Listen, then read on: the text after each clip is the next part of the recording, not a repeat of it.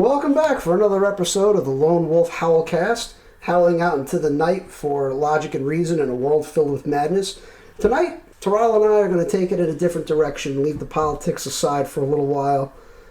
Instead, we're going to talk some pop culture. The Mandalorian is on. We'll get into that a little bit later. We'll give you the spoiler warning. We're also going to be talking about Warhammer 40k, which both Tiral and I are probably insane fans. Ultra fanboys, for sure, about that. And if there's time, we're going to dig in a little bit to The Expanse, as well as Raised by Wolves. So, Tiral, you had some questions earlier about 40k. So many questions. I don't think this is a subject area where we can just go, slide people in. You just have to go in hard. There's also, I have to say it too, from my perspective, I'm going to give away my age here, Tiral.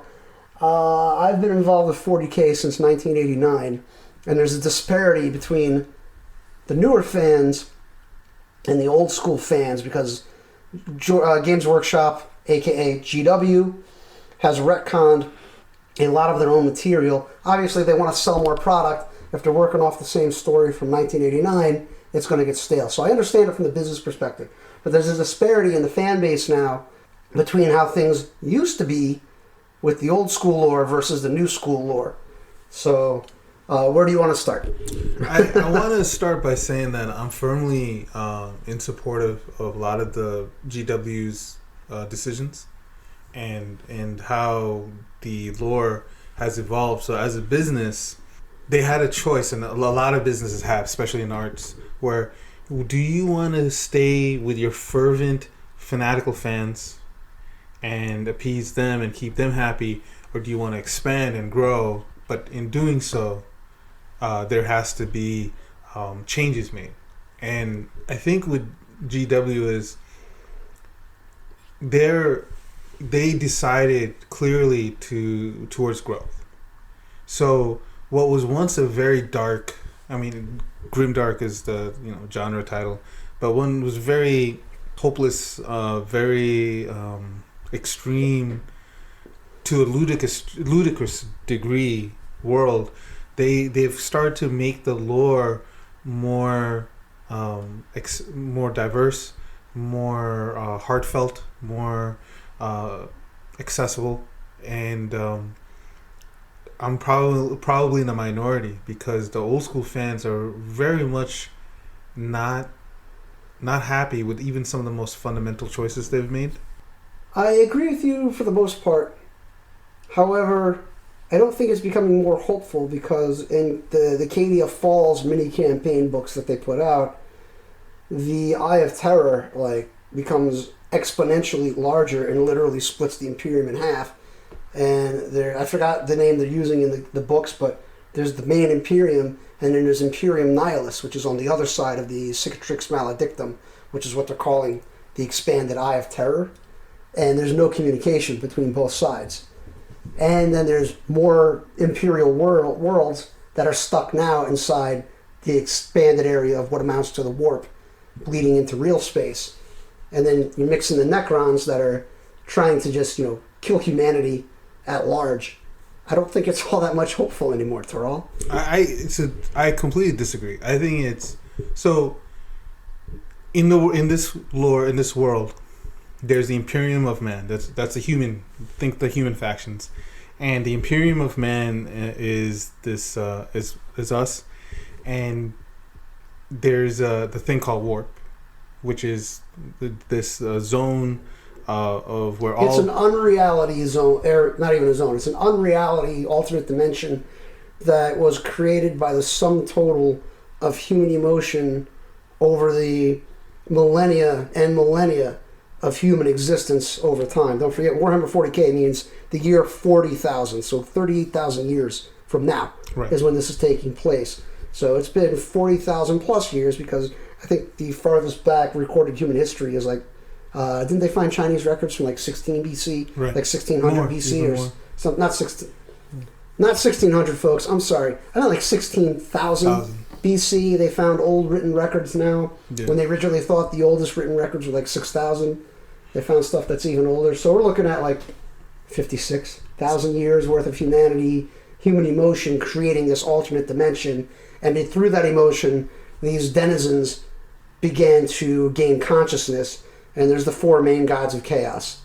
Well, so the thing is, imagine if you had a world named Cadia that was kind of like this fortress world that was keeping this warp place from expanding too much into like a galactic empire, and Cadia fell. But Cadia blows up. Spoiler, folks. This is 2 years ago now. Cadia blows up, and that's it. The thing that's holding back the warp goes bye-bye. Yeah. And it gets a lot worse from there. The forces of chaos sacrifice a Blackstone fortress. Blackstone is the craziest material in this universe, and they eat it into the planet to destroy it. Well, not only that, this Blackstone fortress, it's not like everybody has one. There was only 6. And I believe 3 or 4 of them in the lore are already gone. Right. There's a rumor that the Phalanx, which is another star fortress that the Imperium has, might be a Blackstone fortress. And then the general of the Chaos Forces takes one of these ultra-rare, cosmically powerful space stations and crashes it into a planet to prove a point. And to win. And so imagine in your mind a map of a galactic civilization, and then all of a sudden this line gets through it in half, and so you have the former parts of the Imperium that are separated by the warp. They're nihilists, as Lone Wolf just said. Then you got Imperium Secundus, which is another Imperium formed by one of the newest leaders, and then you have the Imperium.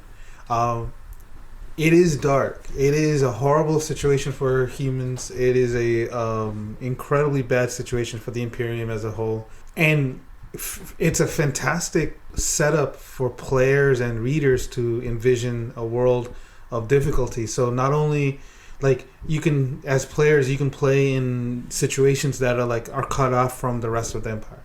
Correct. Which is really great. And so you have lots of stories and lots of setups for a very hard mode. Then you have the Imperium go ahead. So they also introduced in the actual game rules narrative play. So that's a game mode, I guess, where you can kind of wing it. Like you still have to pay attention to the base rules, but the armies don't have to be equally matched. The way the tabletop game works is you have a points base and also a power rating. You can either play it like points for points. So I have 1,000 points worth of this army, you bring your 1,000 points worth of your army, and we go head to head.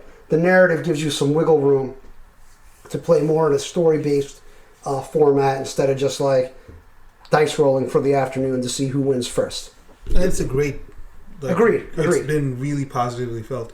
My thing is, the reason is the whole idea of the warp expanding, Cadia falling, it allows people who really want this grim dark experience, this man against the world and odds are extremely against you setting, but it also allows people to play in a setting that isn't so hardcore, which is Imperium Secundus and just a regular Imperium. And that is I think that's just a great move by the company, giving diverse aspects and setups for their users to use. So I'm going to have to call you out on something. You said Imperium Secundus? Yeah, that was... The fanboys are going to tear you apart for that one, because that's not modern. That's from the Horus Heresy. Yeah. And that's when Guilliman, or the 500 Worlds of Macragge got cut off. Ultramar. Yeah. I thought that's still a thing. 500 Worlds of Ultramar. My mistake, folks. Yeah. Now I'm going to be the bad guy. The 500 Worlds of Ultramar, that's when Guilliman, or Guilliman, depending on how you want to say it, Girly Man or Rowboat Man, Girly Man, could no longer communicate with the Imperium at large, and was certain that the Emperor was dead, and thus to preserve his father's works, he started Imperium Secundus, which was Guilliman, the Lion, and Sanguinius, all in charge of what amounted to pretty much the 500 Worlds of Ultramar and some other space outside of that. So I thought in the current space, the Ultramar area was still referred to Secundus, or they're not anymore? No, if anything, Guilliman thought he was rebelling by doing that. Yeah. And once they found out that the Empire at large was still there and the Emperor was alive, they made a pact that they would never speak about it because they pretty much, the three Primarchs were convinced they were rebelling. I see. I guess I mistook 30K versus 40K. 30K is pre-Horus Heresy, where it's during. It's during. 28K is pre-Horus, up to 30K, and I think 32K is when the Horus Heresy starts. Holy shit, we're nerds. This is We're talking about completely fantastical science fiction stuff that's not even going to happen for another 28,000 years minimum. It is a rabbit hole that'll suck you in. And it is indeed, Tiral. I agree. The rabbit hole of the lore, let alone the tabletop miniature game, miniature rabbit hole that you can fall in and probably spend a couple mortgage payments on easily. The book lore, the background lore is so rich and inventive and creative and imaginative that you can get lost in it super easy. And now you got the video games that are all canon. Yeah. And the video games are starting to go into really wild places. Well, what's the newest one? Because I thought the most recent one was Mechanicus. No. Which was, I think, a turn-based strategy. That was on sale. I thought I was looking at it. I was looking at it on Steam. I was like, Yeah, they had a free weekend. I was playing it. Oh, damn. Yeah. How was it? Well, it was turn-based, right? It was like XCOM turn-based. It was more XCOM, yeah. It was not great, but it was okay. And that's one of the things. Like, the games seem all to be like, okay, you know. I have to disagree a little bit there. Dawn of War 1 and 2. Dawn of War 2, people are going to hate me now, but Dawn of War 2, I thought was better than Dawn of War 1 because Dawn of War 2 threw in a little bit of an RPG component, and instead of just going from campaign to campaign to campaign, you got to pick on a planet, what areas of the planet you wanted to attack and which enemy race you wanted to take on, and you got perks for winning. I think you're in the minority. Most people really loved 1 and didn't like 2. Apparently people really hate 3, even though... Oh, no, sorry. Excuse me. 2 was beloved. 3 was hated. Yeah. Right. You'll see memes of that still, and 3 is already, 5 years old? Yeah. Something like that? So yeah. I think... But from a lore perspective, the video games, I think they don't have as much shackles on them. They do wild things. Yeah, they do. Yeah. A guy in a cataphracti Terminator armor running around and doing backflips and jumping from peak to peak on mountains with a thunder hammer, no less. Fantastic. It's freaking awesome, but that's not how the armor works in the game. Yeah. For those of you that don't know, cataphracti armor is an armor variant from the Horus Heresy, which pretty much makes an enhanced human, aka Space Marine or a Legio Astartes, into an upright walking tank with his own personal force field that makes him damn near unstoppable. But it's slow and ponderous. He's not doing backflips or, doing the balance beam. He's not jumping. Yeah, I don't think he's even doing jumping jacks in that. When I realized this goes back to diversity, this goes back to going with growth, and this goes back to GW deciding to take their IP and make it more accessible.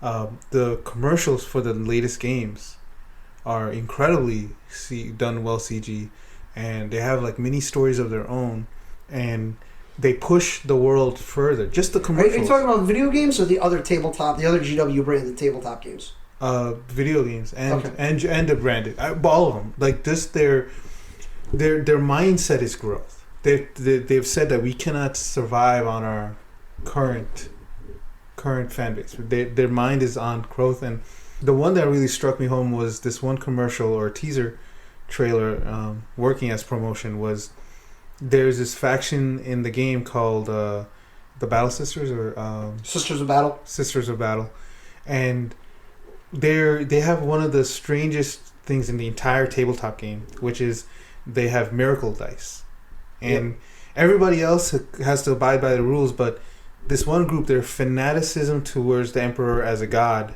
is so high that they can roll dice for miracles to happen, meaning like health coming back or a massive swing, things they can change the flow of the game. I think we were talking about that earlier, right? Yeah. The Miracle Dice, where I used to play 2nd edition way back when. And there's either 2nd or 3rd edition where the Sororitas, a.k.a. the Sisters of Battle, had this rabble militia as the brunt of their army. And these were like unenhanced humans with no military background, no fighting skill. Like picture like people chasing Frankenstein, pitchforks, Yeah. shovels, torches. They fight with that pretty much. Maybe the occasional guy has a laser gun. And where they go up against Space Marines, you're expecting them to get torn limb from limb and the Space Marine remains standing. Well, let me tell you folks, these goddamn Miracle Dice do work miracles, because all of a sudden these regular humanoid rabbles are just tearing the Space Marines apart with no recourse. It's crazy. Anyway, sorry, that's my rant. No, that's awesome, and it's purely chance. It's not like they're guaranteed the miracle. It's you have to roll the dice. So GW takes this tabletop mechanic and turns it into this incredible little scene where you see a wounded sister go into an abandoned church, and she goes all the way to the up the pews. Then she prays, and as she's praying, her arm, which was cut off in battle, regrows, and now she's full. She has her arm. I remember that commercial. That was pretty sick. And then she goes back out, and her and another group of Space Marines are surrounded, and they just charge, and it is such a oh hell's yeah moment. And yeah, like, and you know, not for nothing, this hobby has been accused by people to be a bit sexist, to be not inclusive to females and things like that. And that's ridiculous, by the way. I'm not saying it's true. I'm saying that these are the accusations. Yeah. And for GW to address it, not in a press release, but to kind of say, oh, we have these people, and put them in the forefront of their sales campaign, saying like, it's not like that. You know, it's not what you think it is. This is how our game is, and from the beginning, we've had females included, and we've had, just addressing criticisms, right, not through press release, but through art. And another thing, GW has been accused of being very vanilla, very white, and for the last how many years now, they've been creating characters of multi-ethnicities. For a very long time. I mean, the Salamander's Space Marine chapter is literally all black dudes. Right.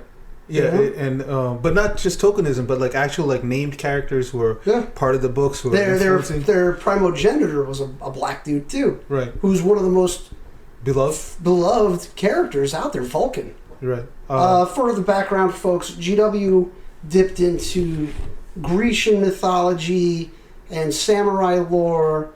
I think they even pulled a lot of stuff from like the Torah and other religious references for their characters. So Vulcan, obviously, actually that's the Roman god. Vulcan is the Roman Forge god, Forge Lord. We'll call him Forge Lord. I like how that sounds. The Roman Forge Lord, I believe, was Vulcan, and for the Greeks it was Hephaestus. I think there's a Hephaestus in 40K somewhere too. Anyway, sorry. I just want to give a little background. The authors are pretty goofy, and they use all the references they can. I mean, Sylvester Stallone is in there. Yep, Sly Marvo, the most dangerous human in the world. The most dangerous regular human who can kill Space Marines, I think, with like a knife. Yeah. Meanwhile, a Space Marine is a guy in this who's somewhere regularly out of his armor, somewhere between 7 and 8 feet tall. Then put the armor on, and now they're between 8 and 9 feet tall. Their strength is just superhuman. They can lift something like 6 tons when they're in their armor. Yeah, so it's fun. And it's a dude. It's a regular guy with a knife. So everything about this hobby is rule of cool. Yes, exactly. Is it cool? Is it fun? Yes, no? Okay. You know, everything is rule of cool. To tabletop, they try to game balance, so the rule of cool is a little bit... It's much more reduced, right? Like the cool stuff that happens in the books, you don't see that on the tabletop too much, because obviously, like, there's an insect army called the Tyranids in the game, and they're a swarm army. So, you know, if your opponent has, like, say, 20 troops on the table, chances are you've got 60 or so. You know, it's an overwhelming numbers tactic army. And in the books, there'll be like one Space Marine just tearing through hundreds of these things by himself. You try that on the tabletop, your guy's dead in round one. Yeah. By the way, no one can convince me different, but Blizzard stole Tyranids as the Zerg, basically. Like no. Yeah, in StarCraft, No way. I mean, no one. I mean, I don't want to hear this. Totally. They even their guys, the human army is even called Space Marines. Yeah, it's kind of. There's some funny memes out there. Not even memes, really. There's the artist's name escapes me right now, but there's a standoff between an Ultramarine, Space Marine, and then a Blizzard Space Marine. Space Marine, and like the Blizzard Space Marine has just unloaded his entire gun into the GW Space Marine, and the other guy's still standing, and the Blizzard Marine is standing there like, you know, because they're not enhanced. I mean, they might be juiced up on combat drugs, but you're talking about a Space Marine who's been genetically modified from your standard 5.5 to 6 foot tall human into this god proportioned pro wrestler. Yeah. You know, who now has extra organs. He has a third lung, a second heart, all sorts of other organs. Blood is different. Yeah, the blood is completely different. It starts clotting almost immediately on injury. And not only does it just clot, it turns into like concrete almost to seal the wound. They've got just all sorts of extra lore. Like, they're extra organs that are in the lore. They don't do anything in the tabletop too much, but like, they're supposed to be damned near unkillable unless they suffer just grievous amounts of injury. Like, there's stories of them, you know, they'll lose an arm, and it's like they're still 98% combat effective. You know? Yeah. And the thing is, not like, you know, again, there's such thing as tokenism, and there's not tokenism. And, you know, if they made like a black character or a Chinese character, and then like, oh yeah, there's this, you know, Cho Chang guy over there, he's a Space Marine. GW books have showcased them in the front covers as main characters. And they have armies for them too. And so you're referencing the Chinese. He's not really Chinese. He's Mongol based, but he's the Khan. Yeah, Jagati Khan, the Khan of Khans. His whole army is Mongol based. Yeah. You know, fast attack. Everybody's mounted on their space motorcycle Harleys. And the company, again, we're really talking in terms of not just like fangirling this one IP, but really seeing from a business standpoint how to grow. They have to grow. They have to reach more people. And how do they do it? Make it more accessible. Make it feel like it's about, and you can see yourself in there, in this world. You can play someone or a group or an army that feels right to you. And I'm assigning a lot of positives to the company, but the rabid fan base is also responsible for some of the best strides. Like all the fan-made creations. Most recently, but the greatest example is Astartes. Yep. That show, that little thing by one single man has pulled in more fans in the years since it started than 20 years of GW promoting itself. Probably. I mean, it was so masterfully well done that I seriously hope that, hint, hint, GW, you pick this guy up to finish off or start a new CGI series. What happened to Angels of Death, GW? That was supposed to launch May 2020. I heard that, and this is, you know, it's not 100% verified, but I heard that he doesn't want to work for GW because he's making more money by himself through Patreon, and he's having so much fun being his own boss that, you know, he's got a new teaser out, by the way, for his next series. Yeah. Oh, yeah. boy. he's making $200,000. Wow. And it's worth it. And he's probably making GW millions because the fan base he's pulling in on YouTube, where he made this fan creation cinematic movie in how many parts? 5 parts. 5 parts. That is so good. People who've never seen or heard of Warhammer, they watch it and they're instantly hooked. They're like, what is this? What am I looking at? What is this based on? What the hell? Like, I want more. Yep.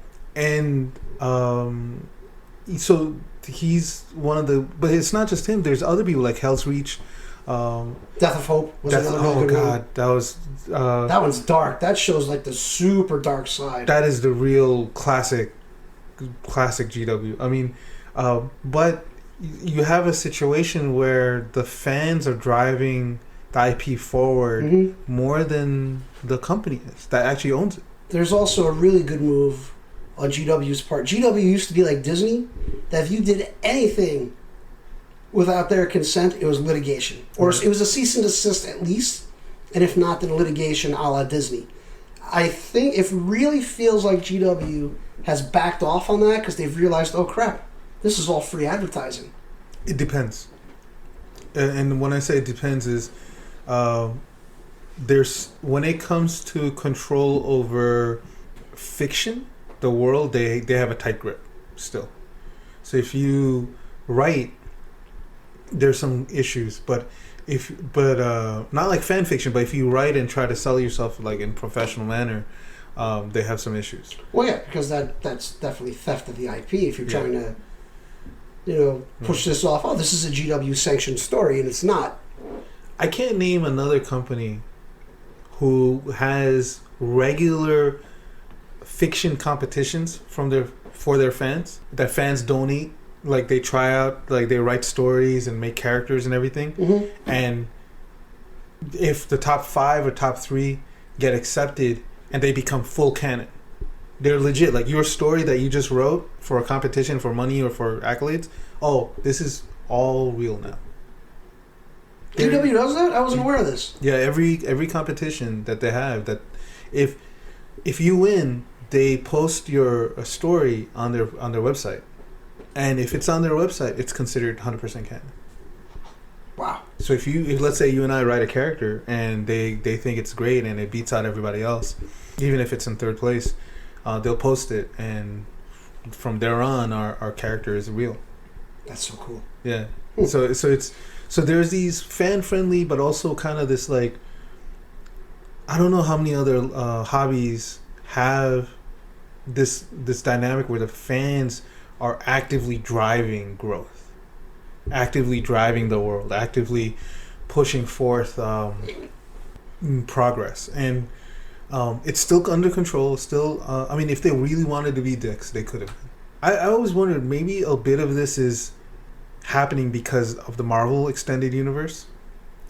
If we as consumers weren't trained to think of expanded universes and like all these different books and movies and video games all were playing in the world, because GW was trying that, it didn't work.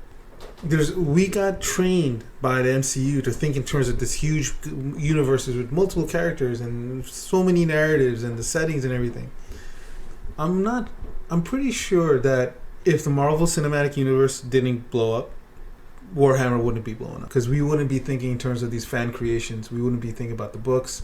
We wouldn't be thinking about the video games all being one, the new animated series that are coming out being part of it. It's almost like we had to be ready for something like this to blow up, for it to blow up. Like otherwise, there wasn't there.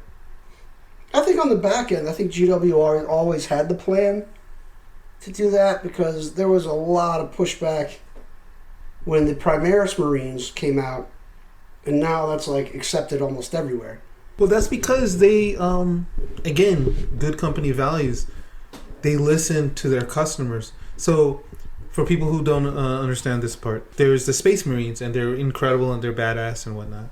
They're superhuman, pretty much. To sell more product, let's be real, the company decided to make an even better version of the Space Marines. And there's all these books and lore and everything. But the thing is, now in this competitive environment of the tabletop, you have a even better version of what you were your basic soldiers. And people were upset because it's like, is this a cash grab? Like, you just want our money? Because now they look at all these miniatures that they painted and bought. Right, and almost made your entire collection obsolete because now you didn't have the latest and greatest. Yeah, not almost, they did. Because now, to be competitive, you kind of had to profit maximize. They have to run a full Primaris Marine list, pretty much. Yeah, with the Primaris tanks and, all this other stuff. The Knights. Right. Yeah. so in one hand they kind of knew that there was going to be pushback because in the lore they actually had existing Space Marines distrusting the Primaris versions. There's a great side story. So first of all, the Primaris Marines were utterly, stupidly retconned into the lore. Okay? Robotay Gulliman, or Robo Girlyman, or Robot Girlyman. There's so many different ways that his name is said. He dies just after the heresy. He gets killed by Fulgrim, which is one of the traitors. He get coma. He doesn't get killed. He gets poisoned. He gets wounded with some kind of poison. So you have your Space Marines, which are already nearly superhuman. Then you have the Primarchs, which are a magnitude even more powerful and unrealistic than the Space Marines. They're nigh unkillable unless you cut their head off, I think, or you rupture their brain somehow. So Robotay is one of these Primarchs, and he gets wounded with some sort of psychotic poison from his former brother, who's a traitor now. His sons, air quotes, or the Ultramarines, get him into stasis before he actually dies. So he never actually dies. So he's in stasis for like 10,000 years, pretty much in this like Bacta tank in the is it called the fort? Not the Fortress of Terra. It's the Hall of Terra. Not the Fortress. I thought of it was Terra. an Ultramar. I thought he was stuck. Nah, yeah, right. I'm saying the wrong name. It's It's the Palace of Hera, or the Fortress of Hera, or the Temple of Hera. I can't remember the name off the top of my head. But basically, he's sitting there like in the court in his Bacta tank, on the brink of death, completely in stasis. And GW retconned, in this 10,000 years prior to Rowboat Girly Man falling into his coma, well, he told one of the tech priests... The heretical tech priests. Yeah, let me go find this guy and tell him, hey, by the way, I have this plan. It's going to take just about 10,000 years. Conveniently, I'll be unavailable for those 10,000 years. Leave a message at the beep. Yeah. But go ahead and start this plan that I have that's going to just completely make all of these Legio Astartes / Space Marines completely obsolete and irrelevant when I wake back up. All right, you got that for me, guy? Thanks. Yeah. Order placed. Make me a few. By the way, make me a few 100,000 of these guys. And don't tell anybody. Don't have any data leaks. Don't accidentally... just work on it by yourself. Yeah, do it absolutely by yourself, so which means you're going to have to stay alive for 10,000 years, my friend. Even though the Emperor is the only person, but, now Belisarius Call, the tech priest, is, I guess, the Emperor Light, and Rowboat Girly Man is also the Emperor Light, because, technically they both lived 10,000 years as well. I mean... So in the lore, they even understood that this was not going to be received well because it's a crash grab. That's what I meant to say. I'm sorry, Tiral. Yeah, right. The fan base saw it as a cash grab, but one of the coolest short stories is Gabriel Seth, the chapter master of the Flesh Terrorist Marines, which is a Space Marine army that is near on psychotic. They suffer from a curse. They're basically space vampires. They want to drink the blood of their enemies, and they just want to tear them apart with their bare hands at the earliest convenience. So, it's a short story where a new Primaris captain is assigned to the Flesh Terrors by Gulliman. And it's a scene between Gabriel Seth, who is already a space marine, so to a normal human, this guy's a demigod of Greek mythology proportions. And he's actually looking up to the Primaris because the Primaris Marine is just about a head taller than he is. Okay? And there's some dialogue back and forth. And finally, Gabriel Seth just pummels this guy. And says, now you look like one of us. Now you can join us. I got to remember the name of the story because it was such a great story. Good stuff. But that addresses the lore resistance to it as well, So... I think about 6 months, maybe 8 months go by, and the fan feeling hasn't changed. People are still upset. They're buying the Primaris stuff, but they're not happy. And the lore aside, everyone's kind of accepted. GW, I don't know, thunder strikes, and they buff all the old Marines. Yeah, I saw that. I'm reading that online. So toughness 2. Wounds 2. They have 2 wounds. Which makes sense because they're not regular humans anymore, that if you poke them with a knife, they don't necessarily die. Right. So they have wounds too. I think their toughness went up, and I think their strength went up too. In effect, not making them as good as Primaris, but making the gap between Primaris and the old Marines smaller to the point where the players on tabletop, it became palatable. That, hey, your soldiers are good. The ones that you spent money on, the ones you painted and you've collected, they're good. They're usable. The Primaris are just a teeny tiny bitter. If you want to spend the points during the beginning stage to get the Primaris, you can go ahead.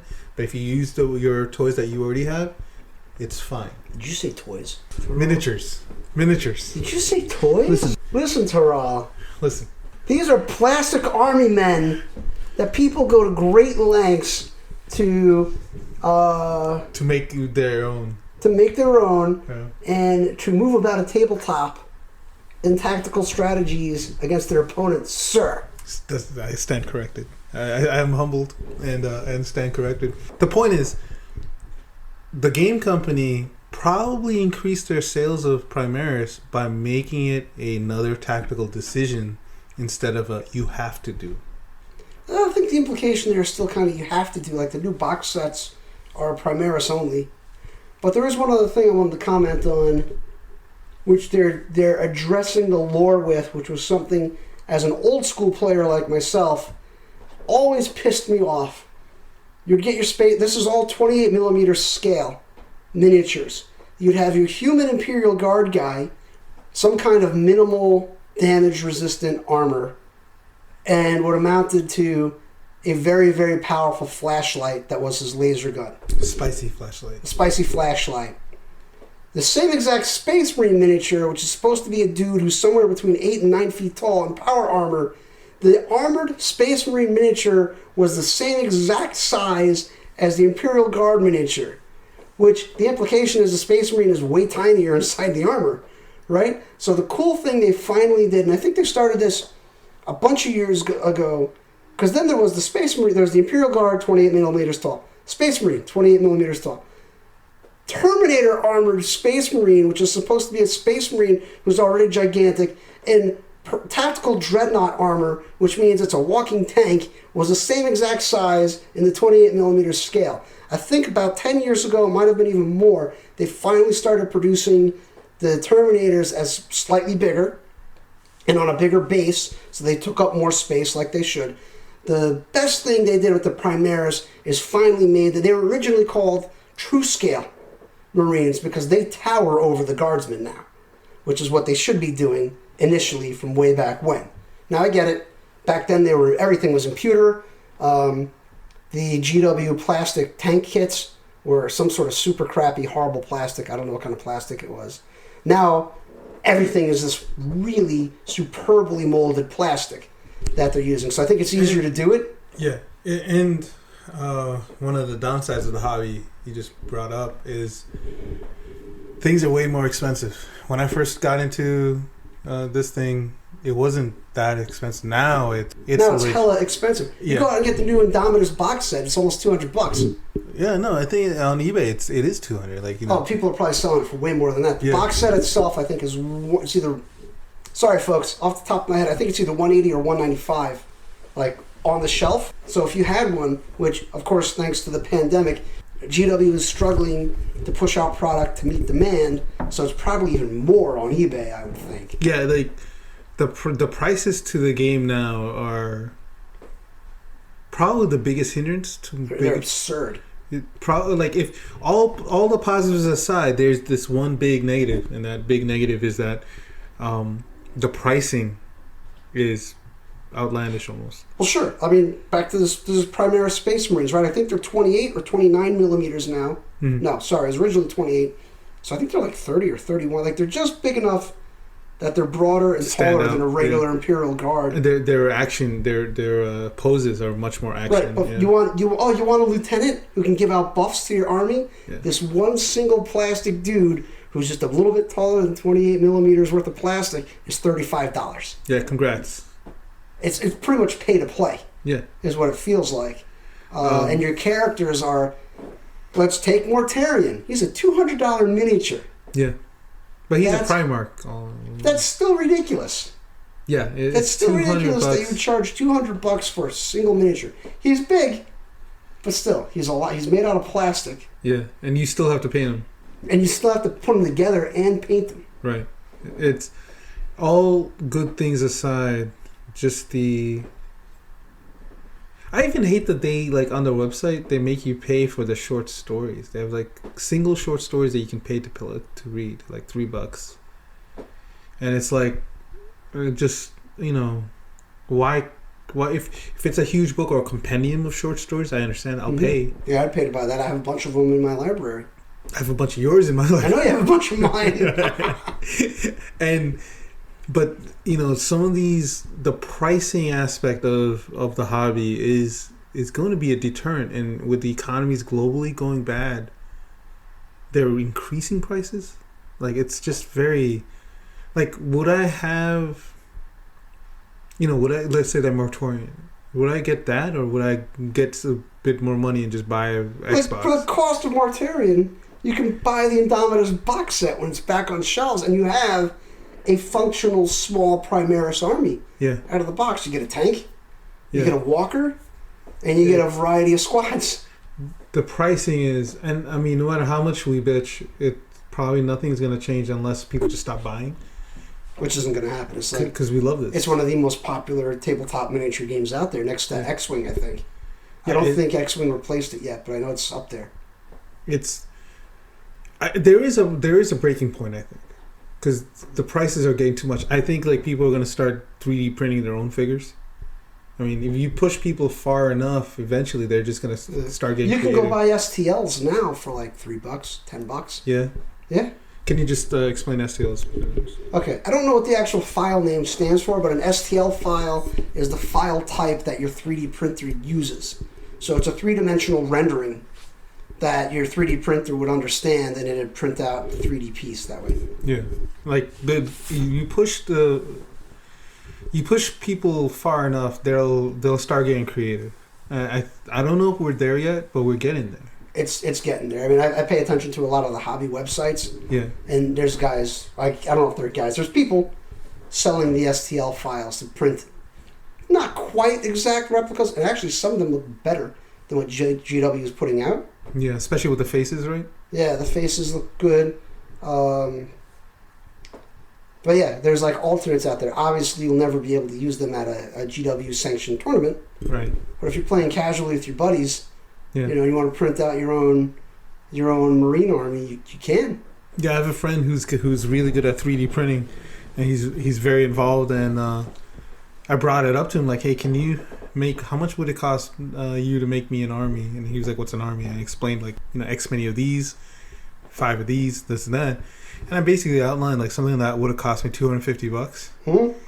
And he was like, oh, you know, I got enough of that nylon. And that probably cost me $20 and like a couple of days. Time is the bigger issue. Yeah, 3D printing is just a time investment. Yeah, like, and that's with like really high quality. Yeah, the opportunity cost that you're not making something else. You're investing the printer's time, really. Right. In doing just this. But when he told me $20, I was just looking at him like, what? Like, you know, the Inception squinty look? The Leonardo DiCaprio squinty Inception face? Yeah, I was just like, excuse me? Like, and they might have to make their money off the books and cartoons and video games if they keep pushing people this far. Because... Yeah, I really want to see the Angels of Death CGI anime that they were supposed to come out with this year. Mm-hmm. Because way, way, way back, I think in the 90s, there is a teased anime that was supposed to come out, and it never came out. And then they had the animated movie 10 years ago, that came out. The Ultramarines animated, CGI animated movie came out. And that was pretty good. It doesn't hold up to today's standards. But it was, there's trailers all over YouTube for the Angels of Death series, CGI animated series, that's supposed to be coming out, and that's gone completely silent. Just a little backwards. I've read, and I don't know, you can confirm this. I heard that 3D printed figures, they're not as, the paint doesn't go on. You have to clean whatever the plastic used to print them with. There's some kind of special cleaner. Some people, I think, just use like dish soap, Mm-hmm. like scrub them down with that. So there's abrasiveness, so there's something for the paint to stick to? I'm not sure if it's that. I think it's to remove whatever oils or whatever on the outside of the plastic. Okay. Because I've heard that it's not a one-to-one replacement yet. They haven't, gotten it to that level. But there's a company that does exactly that, though. There's a company called Hero Forge. They're not, just to be clear, they're not pirating anybody else's miniatures. It's a unique, log in and design your own figure. And as far as I can tell, none of the bits and pieces you can tag onto the character you're creating are stolen from anybody else's figures. Right. You can't put a Space Marine helmet on your guy. There's no IP. There's Yeah, it's completely unique as far as I know because you're designing the figure. They give you a bunch of poses to choose from. Then you can choose if your character is, as Tiral told me tonight, dummy thick or heroic stature. And then there's a bunch of action poses you can choose, and so on and so forth. Racial things you could be a lizard guy. Yeah. Or on the flip side, there is a thing where if you can't afford it, there's enough people trying to unload their old stuff on eBay. Mm-hmm. That's one option I actually look at. I used to buy off of eBay stuff you wouldn't believe, man. Yeah. Yeah. No, I mean, I think it's still I think when things get so expensive or the competition aspect is so warped that you can't buy old stuff because the old stuff is so uncompetitive, I think that's when it'll turn and people are just going to stop buying. Or a drastic reduction in the buying because the people that still have the green they'll do it. Are going to buy the new stuff. Yeah. The masses, we're saying. Hell, I wandered into my local gaming store carefully, distancing myself from everybody with a face mask. And I'll look at what's on the shelf and I'll be like, I'm probably never going to play this unit, but damn, do they look sexy. And I'll plunk down the $50 to buy 4 miniatures, 5 miniatures maybe. Yeah. It used to be, Space Marines used to be something like $2 a miniature, and now they're $10 a miniature or $8 a miniature just for a regular line guy. Yeah. And then, like I said before, you're going to go out and spend $35 on a single miniature just to gain some extra buffs for your army. Then, if you're going to go for a named character, you're spending even more. Yeah. 50 and up. And as I said before, the one guy is $200. How easy is it to strip the paint from a used miniature? I've never tried it because I'm terrified of melting the plastic. Yeah. But I hear that brake cleaner and lemon pledge they do it? Work well. Because that's one thing, one of the biggest things that connects you to the hobby is the painting aspect. It's your design and your hands that made this thing look good. But yeah, this is the one cloud I feel with the tabletop side. On the video game side, though, video games are getting better. On the TV side, things are getting better. Book side, everything is good. Books are being more sold. But I think on the tabletop side, we're gonna see problems. It's just the affordableness of a hobby. A hobby has to be affordable, or else it's just a niche thing for rich people. Well, most of the books are off the wall fantastic. Even some of the older ones that don't line up with the current lore and the retconning are still fantastic. There's a series, a trilogy from author Ian Watson that is just, it still holds up now, even though it doesn't have all the glitz and the glamour and the new terminology and the new units and the new special characters and all that from the new lore in it. That one is fantastic. The idea of chaos and the warp back in the early version of Warhammer 40k was supremely terrifying, to the point that the Space Marines, who were meant to fight against chaos, would be mind wiped after fighting it so they didn't go crazy. Yeah. Okay? Psychedelic too. Right. So in one of the books, I guess it's a spoiler, but it's 30 years old, folks. Come on, you already know that Vader is Luke's father. All right. One of the characters is a Space Marine captain, so that already means somebody who's at least 200 years old. Wait, hold up. I thought Vader was black. What? Vader can't be Luke's dad. Vader's black. The voice of Vader is a black dude. Then there's the guy in the suit who was a white British power lifter. Then there's the guy out of the suit who was a different white guy completely. And then that white guy got replaced with another white guy. So literally, he got double whitewashed. So take that. And whitewashing isn't a thing anyway, so we're not going to talk about that. Just like Kevin Smith said, like, you know, behind the strongest black man in the universe is a crippled old white guy. All right. Anyway, where was I going with this? All right. So in one of Ian Watson's stories, so back in the lore, chaos was so ultimately terrifying that this Space Marine captain, who that means he's been alive for a few hundred years, seen all sorts of crazy shit, fought in endless campaigns, has one exposure to chaos, and goes completely bonkers. Like, that's how it was written back then. And it was superbly well done. Then you fast forward a little bit to the Eisenhorn and the Ravener series. And chaos, again, is like this super ephemeral, abstract concept. And then in one of the books, I can't remember which one, there's finally a manifestation of chaos. And it's not like a guy with fangs and horns and a skull growing out of his chest.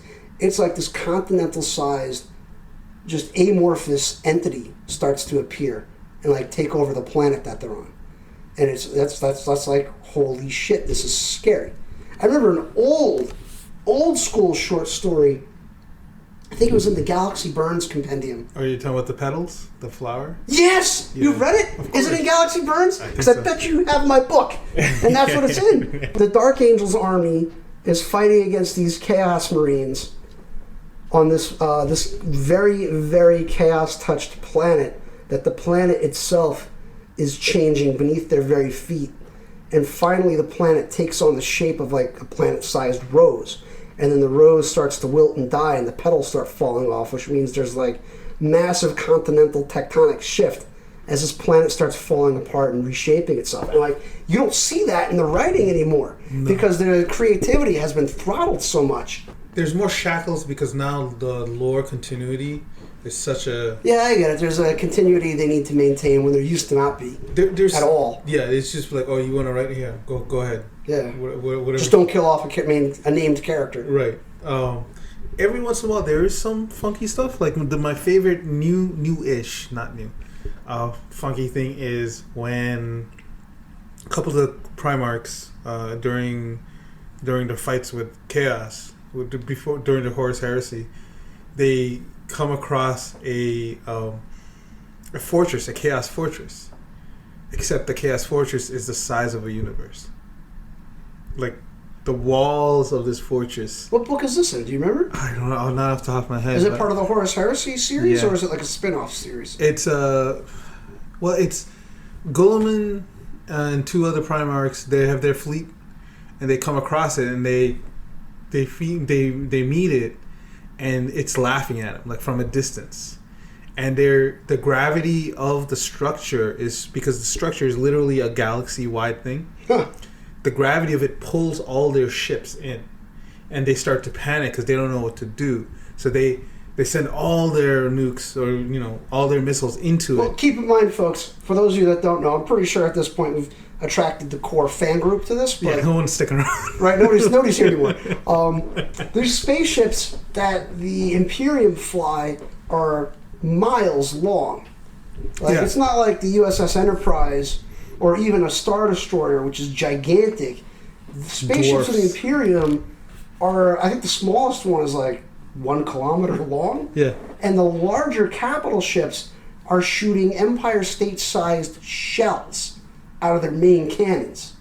Like, they have what's called macro cannons, and they're literally building-sized shells that they load into the chamber and fire. So it's insane. Yeah. So imagine. So I think the story was kind of like cosmic horror. So they come in. You've got the armies of 3 Primarchs. So this is like a huge contingent, and they're shitting. That's a few 100,000 men going to war, right? Yeah. There. Yeah. And they're shitting themselves because they're inextricably being pulled into the gravity well of a galaxy-wide fortress. And when they send in all their initial rush of sending in all their missiles, puts like a needle prick into the wall. Like the armaments of this fortification, and they say that you can feel the chaos building laughing at him. I'm not gonna spoil it because the whole idea is like, how do you escape the situation? Mm-hmm. What do? Gravity's working against you now, and you can't poke a hole in this thing. And so there's still hints of this old psychedelic magic. There's a lot less of it now. Actually, there's 2 books. I hope I get the author's name right. I apologize if I don't because it's off the top of my head. Aaron Dembski Bowen wrote The Black Legion, which takes place of like what's happening with the traitor armies right after the Horus Heresy. And there's a little flicker of that old school, like, open mind creativity where there's a crypt world for the body of Horus. Except it's a desolate planet where, like, ships have crashed out of orbit, nothing's growing on this planet, and somewhere buried under these colossal mountains of decay, decaying steel and superstructures and whatnot, is the Tomb of Horus. Somewhere in there. Which I thought was super cool. I thought that was a really creative way to present that. What do you think about this? It seems to me like when it comes to horror, that's when GW lets their authors kind of like go. Well, I mean, the whole 40K universe is horror. Like if you're, but it's less horror now. I don't think so, man. You read an e-book with the Death Guard in it, and it's horrific. This goes back to our original topic idea, like the old school versus new school. The old school was complete horror, devastation. Again, rule of cool, but still like humanity wasn't winning. They were losing. It's like how fast are you going to lose? At best, they were holding the line, but they were never gaining ground. Right. Yeah. The new stuff doesn't have that feel. The new stuff feels there's more hope. The new stuff feels there's less horror. The new stuff feels like Team Humans have a shot. Hell, they're even strategizing with the Eldari, another faction. Like this would have been unheard of before. And that's something that the old guard is kind of getting upset about. They're saying that the direction, because the company wants to be more accessible, wants to be for more people of different intensity types, different tastes. We're losing the grim darkness in the 40K universe. I don't think we are, but that is a very consistent criticism. Because in the old, oh my god, like it was, there was not a story that wasn't horror, right? To some extent. Now you have stories that are explicitly cosmic horror, and there's a lot more stories where it's not horror. It's maybe war fiction. Yeah, it's just straight up warfare. Or sci-fi fiction, or sci-fi fantasy, but it used to be where everything Warhammer had this either strong or small hint of horror. Now you can read whole stories where it's not about scaring you. You can read stories about the people on the street level, non-space marines, like the hive cities. Yeah. There's detective stories. There's mystery stories. There's and there's horror elements, but it's not scary. It's not like something makes you think at night. You remind me of a cool story. I think it might be in the Galaxy Burns Compendium too. So it's an older story, and it's about an organized crime street thug, and he gets exposed to something, and he finally realizes, well, I want out of this organization because whatever they're doing is going to be worse than just getting in trouble with the law, and he wants out. And eventually, the Inquisitors show up, and he is offering them information, but because he was involved, they plug him anyway. So it's like there's no hope at all. Like if you're citizen nobody in the Imperium of Man in Warhammer 40K, your life is dreary, routine, tedious. It's ultra oppressed. Because the cult of the Emperor, it's a tyrannical theocracy. And it's the only way they feel, because again, the grim darkness, it's the only way the Imperium of Man can survive. Right. So I get what you said initially when you started this out, right? It now looks hopeful. Now that Guilliman is back, yes, there is that shred of hope, because initially he pushes back against the tyrannical theocracy. He caves a little bit, but there's a lot of suspicion that the plan is he's going to ride it out Yeah. and change it a little bit at a time instead of being like, okay, everybody, Incrementally. this is the brand new way we're doing things all Yeah. at once when there's 10,000 years of things being done a certain way. And he defeats a coup against him. You know, he's already fighting it off. Going back to the hope thing, and there's a good amount of criticism that it doesn't feel grimdark.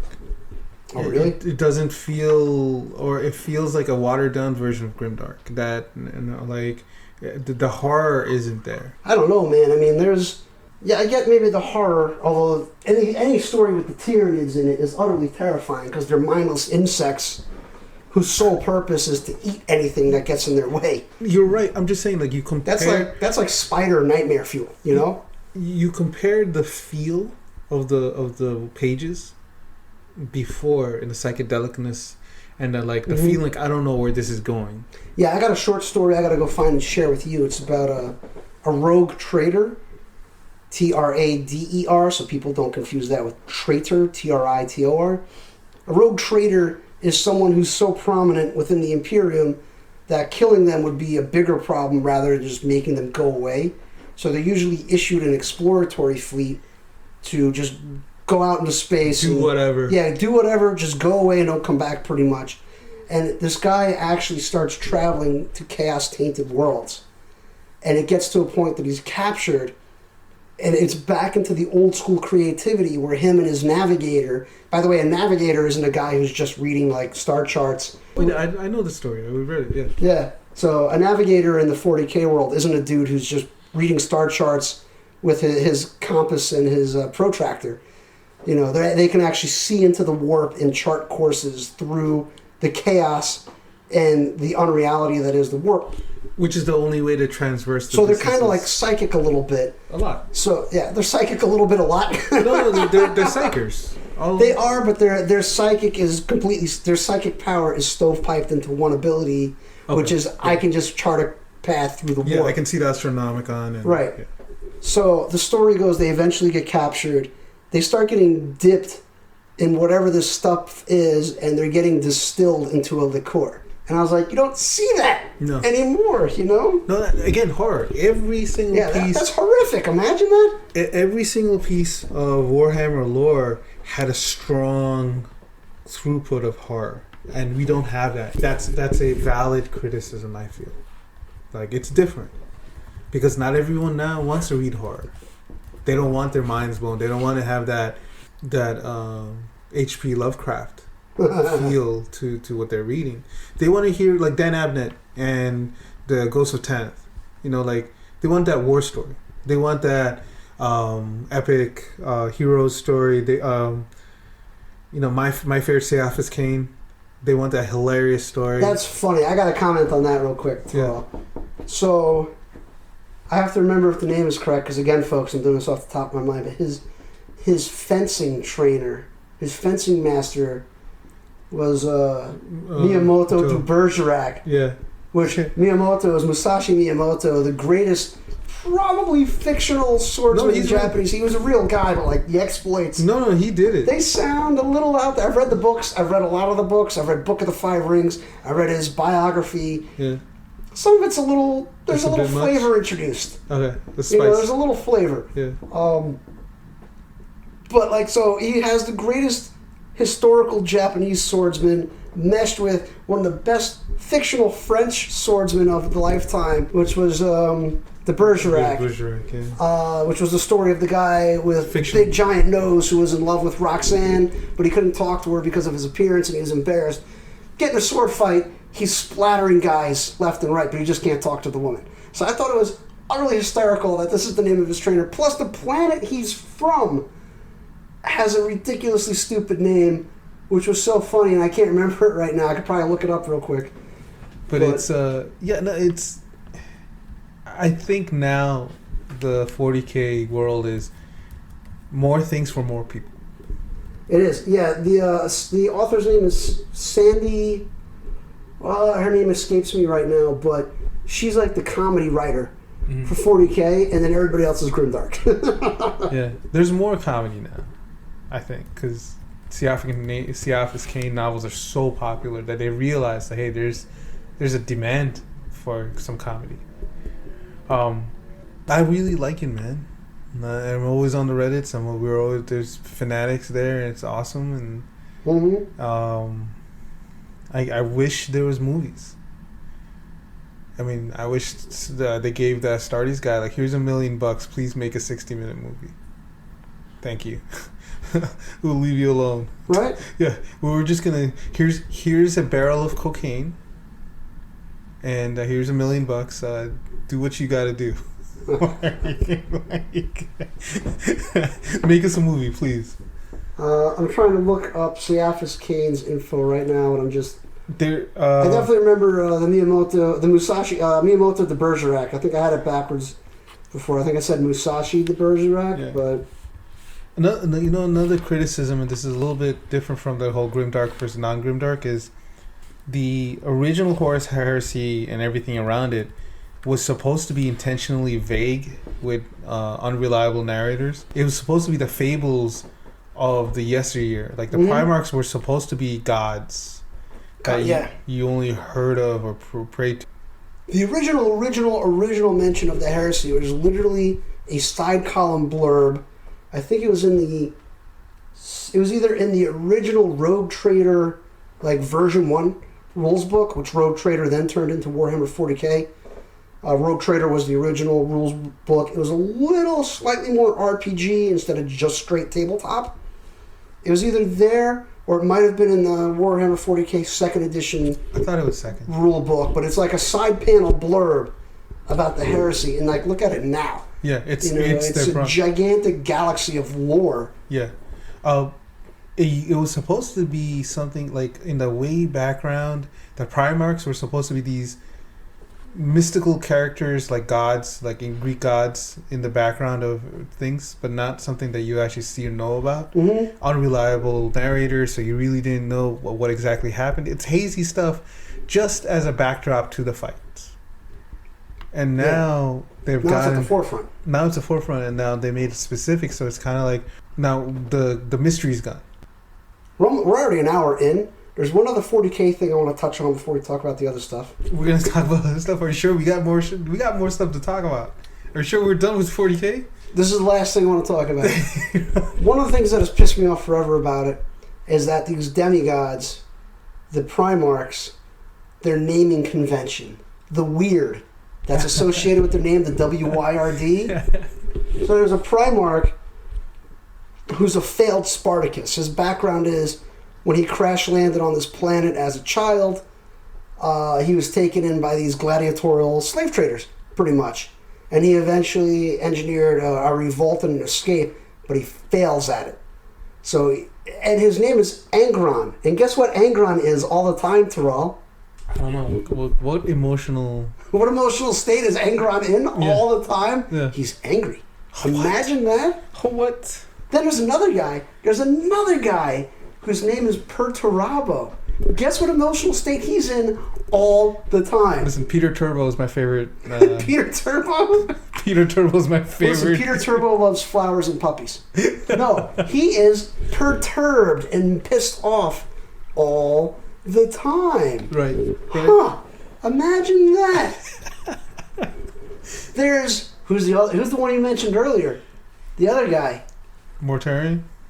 Yeah, there's a guy named Mortarion. Yeah. Who oddly falls to the chaos god of death and decay pretty much. Right.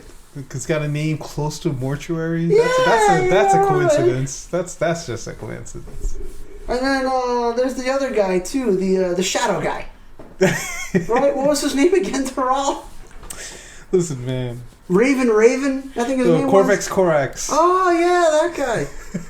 Then there's literally a guy named Ferrus Manus, whose the name roughly translates into Iron Hand. Yeah, but it's the Latin for iron. Yeah. And then like the Spanish for hands. Yeah. There's iron hands, man. Guess what his arms are?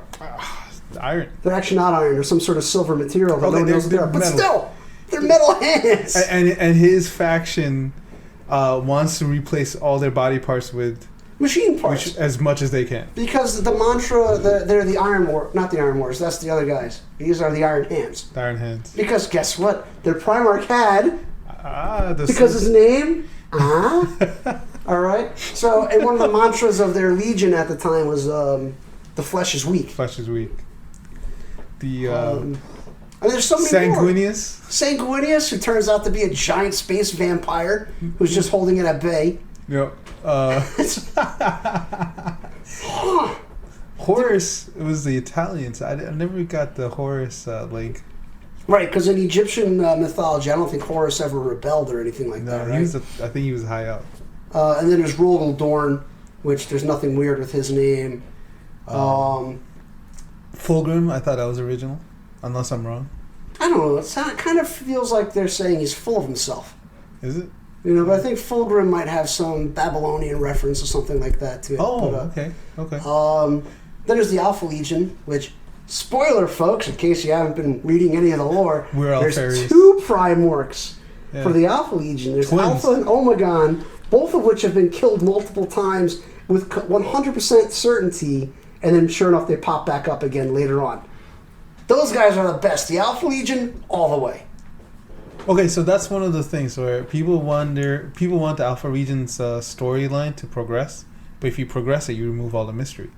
We don't know really, because we don't know if they're traitors or we don't know if they're loyalists in disguise. So there's a fanfic called Warhammer 40k: The End of Times. Man, I hope I got that right, or I'm doing the author massive disservice.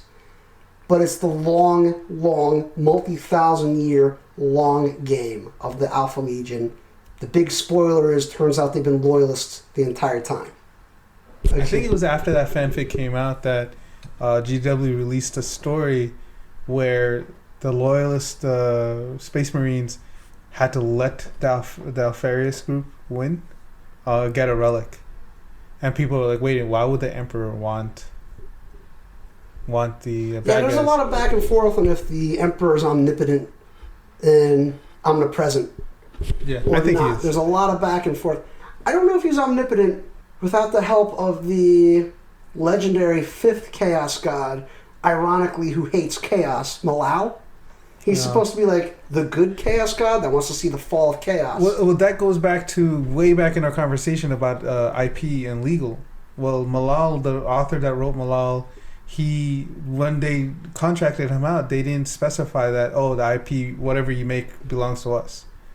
So the author registered Malal under his name, trademarked, and that's why Malal is gone. And so this is what you were talking about. GW used to be iron-fisted after that with their IPs because they didn't want anything like that to happen again, and now they're starting to loosen up a little bit. That's funny because on the Lexicanum site, Malal is there. Like, you can read about it. Yeah, he's technically Malal, the 5th Chaos God, also my favorite Chaos God. There's possibly, theoretically, a 6th one. Which one? Oh, no, Malal is... Come on, who's got a ginormous presence in the warp that is known as the Anathema? Don't you dare call my man Big E a Chaos God. He's not listen, man. He's not a Chaos God. Don't say that. That's just Star Child. I'm just going to say 2 words. Star Child. That's heresy, man. Okay, let's move on because I actually said there was one more thing about 40k and that was like 10 more things. Listen, we're not even talking about Mando. We're not even going to talk about Mandalorian tonight. The intro to this Howlcast tonight, folks, was a goddamn lie. We're just talking about 40k and we're not going to ever make it to Star Wars and Mando and Raised by Wolves. We're not getting and any Expanse. of that. We're nerding out, guys. I'm drinking and That's nerding true. out. I've been working over a bottle of Lafroig Cardeas tonight. It's a higher octane version of their Lafroig 10-year. You need to be a real fan of Scotch because this is extremely peaty and smoky. I mean, that's Lafroig, though. Damn if I love it. I just enjoy sitting down with a glass of this and a fine cigar. You can't drink Lafroig if you don't like peat. That's right. just... They're not even paying me to say this. I just thoroughly enjoy their Scotch. It's so good. Yeah. I'm definitely drinking something much lower scale. What are you working on? I think it's it rhymes with Dr. Peeper. No. I'm drinking the cream. Oh, you're working over the bourbon cream. Yeah. All right. Yeah, that's nowhere near the octane of this. I think this is. Oh my God. This is a little over 57%. Nice. Oh boy. Oh boy. At least no wonder I'm having so much fun. You live here, so it's fine. You don't have to. I don't have to go anywhere. I live in this studio. I'm like, I hope you guys can tell how much love we have for this stupid hobby, which is the most ridiculous shit. I'll tell you how I got into this hobby. I was a pretty sickly kid growing up. I had to see this specialist immunologist in Connecticut. And they would break for lunch. The practice would shut down.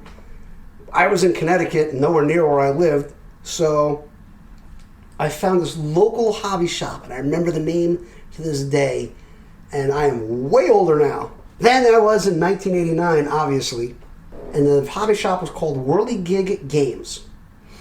And my first taste of the plastic crack that is Warhammer 40K was the original Predator tank kit, the original Rhino transport kit, and the original Land Raider kits. Guess how much they were in 1989? $20. $20. I think one of them still has the original price tag on it. And then on top of that, I got the 10-man Terminator squad that came in a box, and I think that was like $20 as well. Now you want to buy a 5-man Terminator team, and it's like $55. Easy. Just for 5. I got 10 for 20. Yeah, easy. I got into Warhammer. And it was a downward Alice in Wonderland It was rabbit hole since then. I didn't get into it that hard at first. You were the one who got me into it hard. But there was a time in my life where I escaped America to live in Spain, to escape my life and family and all this other stuff. And you don't realize how big Games Workshop is in Europe. Well, that's where they originate from. Yeah. They're from the UK. I mean, from us in the American side, we kind of don't realize. We think it's this really underground hobby that's like, spoken in hushed tones by guys with measuring tape. In candlelight. In candlelight, yeah. In a back room that you need a secret password to get in the door. Yeah. But in Europe, Games Workshop has licensed stores, and I remember one time I lived in Madrid. And I'll walk around a lot in the capital area, and just aimlessly because it's beautiful, and it's Spain. It's awesome.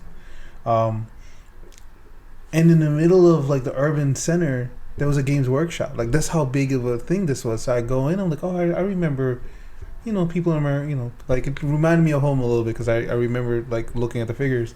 I go in and it's bustling, and I start getting into it a little bit. I got familiar. I played a few games.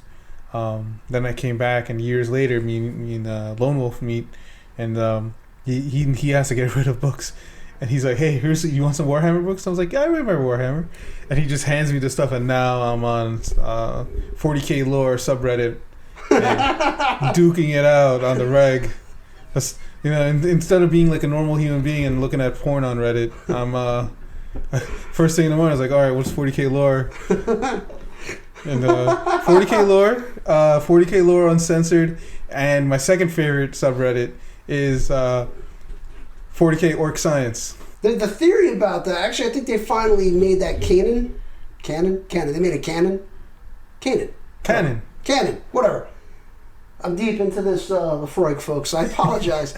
They finally made a canon that the orc technology works because the orcs have a singular belief that it works. That's right. There is no technological science behind it. It works because they all simply believe that it works. Correct. That's why their jets don't fall apart. Unless until they all die. Until I think enough of them. Well, not even then. Like the jets will still fly even if like half the army gets wiped out. No, I mean like if they're not there to look at it. Right, that's right. The technology, for what it is, doesn't work in non-orc hands. Yeah. It's completely like inert. Yeah. Like if they paint something red, it goes faster. Right. If you paint something purple, it gets stealth. If like a human were to pick up an orc gun, it just doesn't work. Yeah. Like the firing pin doesn't engage, the trigger doesn't pull. Nothing works. But you put it in an orc hand, and it's a completely inaccurate yet deadly weapon. If you want to play 40K and you guys are new to it, and you don't want to play Grimdark, you want to play happy, play orcs. Yeah. they're living their best lives in this universe. Everybody else is like struggling with apocalyptic level hardship, and the orcs are just having the time of their lives. They're just fighting because they like to fight.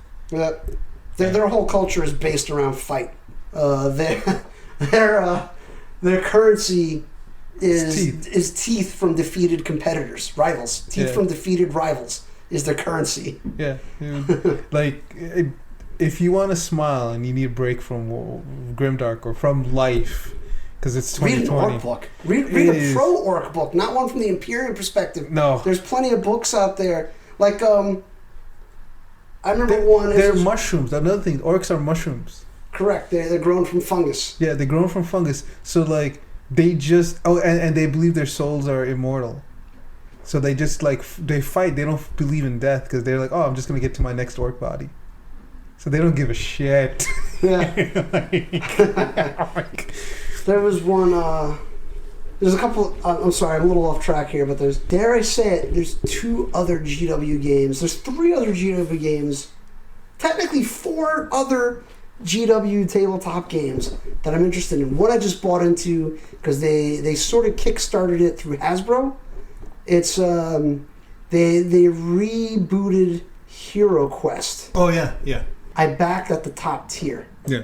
Of that, and it was stupid expensive, but like you're getting something like I think 40 or 50 miniatures in the box and all sorts of cool stuff, and plus 3D dungeon terrain with it too. So I backed Hero Quest. Then there's the Blackstone Fortress spin-off game, which looks really cool because guess what comes in the original box, Tiral? One of the original Men of Iron is in it. Oh shit! That's a deep dig dive on the lore for that. And then there's Imperial Aeronautica, which is the jet fighting tabletop game. And then there's the Adeptus Titanicus tabletop game, which from all the reports and gameplay I've watched and read about, that looks like just crazy stupid fun. Your giant war machines just blowing each other up. The only one that I have a lot of familiarity with is the Blackstone Fortress RPG. Mm-hmm. I've read through it. I've read reviews, and it's... Oh, that's the RPG. There's a tabletop game for it now. With not only is there the main game, there's been an exceeding amount of add-on games, like modules, to stick onto it. So it's mission-based instead of like being armies clashing. So LoneWolf, is the title of this podcast like, oh, why we can't afford a PS5? It's why do I need to worry about my next mortgage payment? It's like, oh, who needs a PS5? Who needs the Xbox One? I could just go buy one more tank. Just one more. I mean, not even painted, thank God. Not even painted or put together. Oh, because who the hell wants something pre-assembled, right? Yeah, absolutely. I mean, I want it assembled with all of my own imperfections in the assembly. Kit bash it. I don't want it put together out of the factory with no problems at all. Oh no, think about what other hobby is okay with kit bashing, you know? Technically, your 40K is not really, like, it's not GW certified if you kit bash something. Now it is. I don't think so. Like, you can't go to a tournament with something that's been kit bashed. No, you can't. Maybe if you're an orc player, because all their shit is made up and broken and bashed together anyway. Oh no, you can, but there'll be in an official tournament. You can, but you have to specify saying that, hey, I know this guy looks like he has these things, but he's this many points and he's this. So no, I think you're a little on the fringe there, my friend. You think so? Or maybe not a full on competitive. Like you can't go to. It used to be called Games Day back in the day when I went. Now I think it's Adepticon is the tournaments. Okay. I'm not really sure. There's a bunch in Europe that are different titled than what we had here. It's just like the convention of measuring tape. Just everyone's got a measuring tape. Measuring tape, but dare I say, maybe a little BO. Okay. Come on, I'm one of them too. I mean, both of us are, but like I've ventured near Magic the Gathering tournaments. You're starting to fight now, Tiral. Dude, Magic the Gathering tournaments, that BO is palpable. It's thick. You can chew on it. Oh, who'd want to? It's bad. I mean, I don't think the BO in any. I mean, hopefully no one has experiences countering this, but I don't think the BO in 40k games is bad. I don't think like the Magic tournament shit. You know what? I might be mixing the 40k tournaments with an old school sci-fi convention on Long Island that you and I used to frequent together. Yeah. No, I mean, I really think the 40k tournaments have less BO because guys and girls have to move around. Like you gotta like lean over and you smell your armpit as you're leaning over, you know, moving shit. You know how many people are completely desensitized to how their own pits stink? Yeah. Anyway. Magic the Gathering is weapon strength. That's all I'm saying. That's all I'm saying. It's weapons grade. It's weapons grade BO. Like, it's offensive. When I was learning Brazilian Jiu-Jitsu, there would be things where, like, a bunch of the guys, this is common in BJJ, they would intentionally not shower so that their stink was part of their offense against you. Like you would be distracted or you'd be uncomfortable. Or just trying to get away from it, I guess. Yeah, you'd be trying to get... And like, so, I mean, I don't know if Magic the Gathering players have weaponized it to that degree. But oh boy. Oh boy. Well, luckily, I'm completely ignorant of what that's like because I never played Magic. I never got into the collector card games. Magic is good. Yeah, that's cardboard crack. You want to talk about a rabbit hole, especially because you don't know what you're getting in the packages. At least with the plastic crack, you look at the box, you know what you're getting in the box. It's not the rabbit hole that Warhammer is because the lore isn't that good. Are there? There's got to be books. There's got to be Magic the Gathering novels, right? Not like 40k. Not like there's video games. There's lore. The story is actually told more through the game. Like as every set of cards come out, they change the lore between the sets. But it's not the huge rabbit hole that 40k is. There's not people arguing endlessly on 15 different subreddits that you're checking out every time you wake up. I mean, no, I'm a normal person who just looks at porn and hot chicks on Reddit and. Yeah. After you read the 40k Reddits. Yeah, right. Right. I mean, there's no. I mean, I'm trying to think what other rabbit hole there could be. Even D&D doesn't have the rabbit hole because a lot of people play D&D, but beyond. Well, that's because D&D got squashed by the SJWs. Like, I think there's been a huge restriction. Oh boy. On the novelizations, even Dragonlance. Margaret Weiss, the lawsuit between Wizards of the Coast and Margaret Weiss and Tracy Hickman about the last final chapters of the Dragonlance storyline. There is no. Well, they're litigating. They're still litigating. Yeah. So hopefully we get to read the rest of those stories because that was my first intro. My first intro to D&D wasn't the game, the rules. I found the Dragonlance books and I was like, holy shit, this is amazing. Yeah. The character, that is some of the most superb, top-tier character development I've ever read anywhere. Don't you think they kind of like elongated it a bit much? No. No, you don't think so? Okay. Dude, the heroes fail. Sorry, folks. Major spoiler. The heroes fail. And they have to come back and try and fix it. Yeah. And like the guy who's Conan, Carmen Majir. I even remember the names. He goes from Conan, Mr. Olympia, Arnold Schwarzenegger physique to a fat stay-at-home dad who's drunk all the time.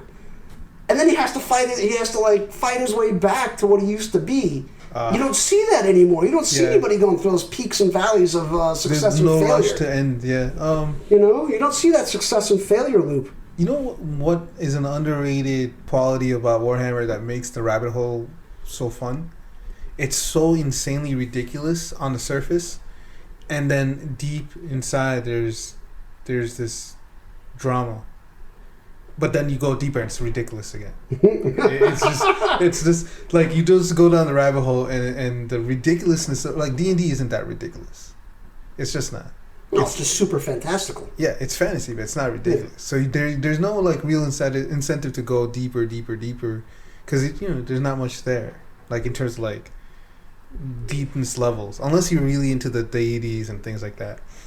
But Warhammer, it just goes from like, oh my god, this is goddamn ridiculous. This is so much fun. Then it's like, oh wow, this is deep. This is dark. This is dark. And then you go further, like, oh my god, this is stupid. What am I doing with my life? Then you go back further. Like, oh, this is awesome. I love it. All right, we are definitely not getting to any of the other stuff I mentioned at the beginning of this Howlcast tonight. It's just... We're already an hour and a half in, folks, and I don't want to keep everyone tied up any longer. Mando was great. Mando's been great, but that's spoilerific because we're going to be talking some Season 2. All right, you know what? Screw it. We're getting into Mando. Stay along for the ride, folks. Strap in. Here we go. Grugo? Baby Yoda. It's not Baby Yoda. Well, I'm going to have to edit all of that, Taral, because that's not a spoiler. The episode is 48 hours old, man. We just gave the name. That's not a big deal. We knew his name wasn't Baby Yoda. All right, fine. That's not a story arc spoiling. We were calling him the kid this whole time. All right, folks. Major spoilers. Taral, guess what's coming up? I don't know. Major spoilers. Oh, shit. Okay. I'm going to give everybody 5, 4, 3... Man, that was a good show. 2... Saving Star Wars. 1. That's right, it is Saving Star Wars. Because the sequel trilogy was actually absolute shit on a platter. But anyway, Mandalorian. I have some gripes. I do thoroughly enjoy the Lone Wolf and Cub spaghetti western style of the storytelling. Mashup. It is fantastic. However, my initial exposure to a Mandalorian, I think just like everybody else's, was not the holiday special Boba Fett, but the original trilogy Boba Fett. The Sarlacc Boba Fett. That's Return of the Jedi, bro. He showed up That's the before original that. trilogy. Yes, but he was on Bespin first. Boba Fett never took his helmet off. I think he had a handful of lines. He's no good to me, dead.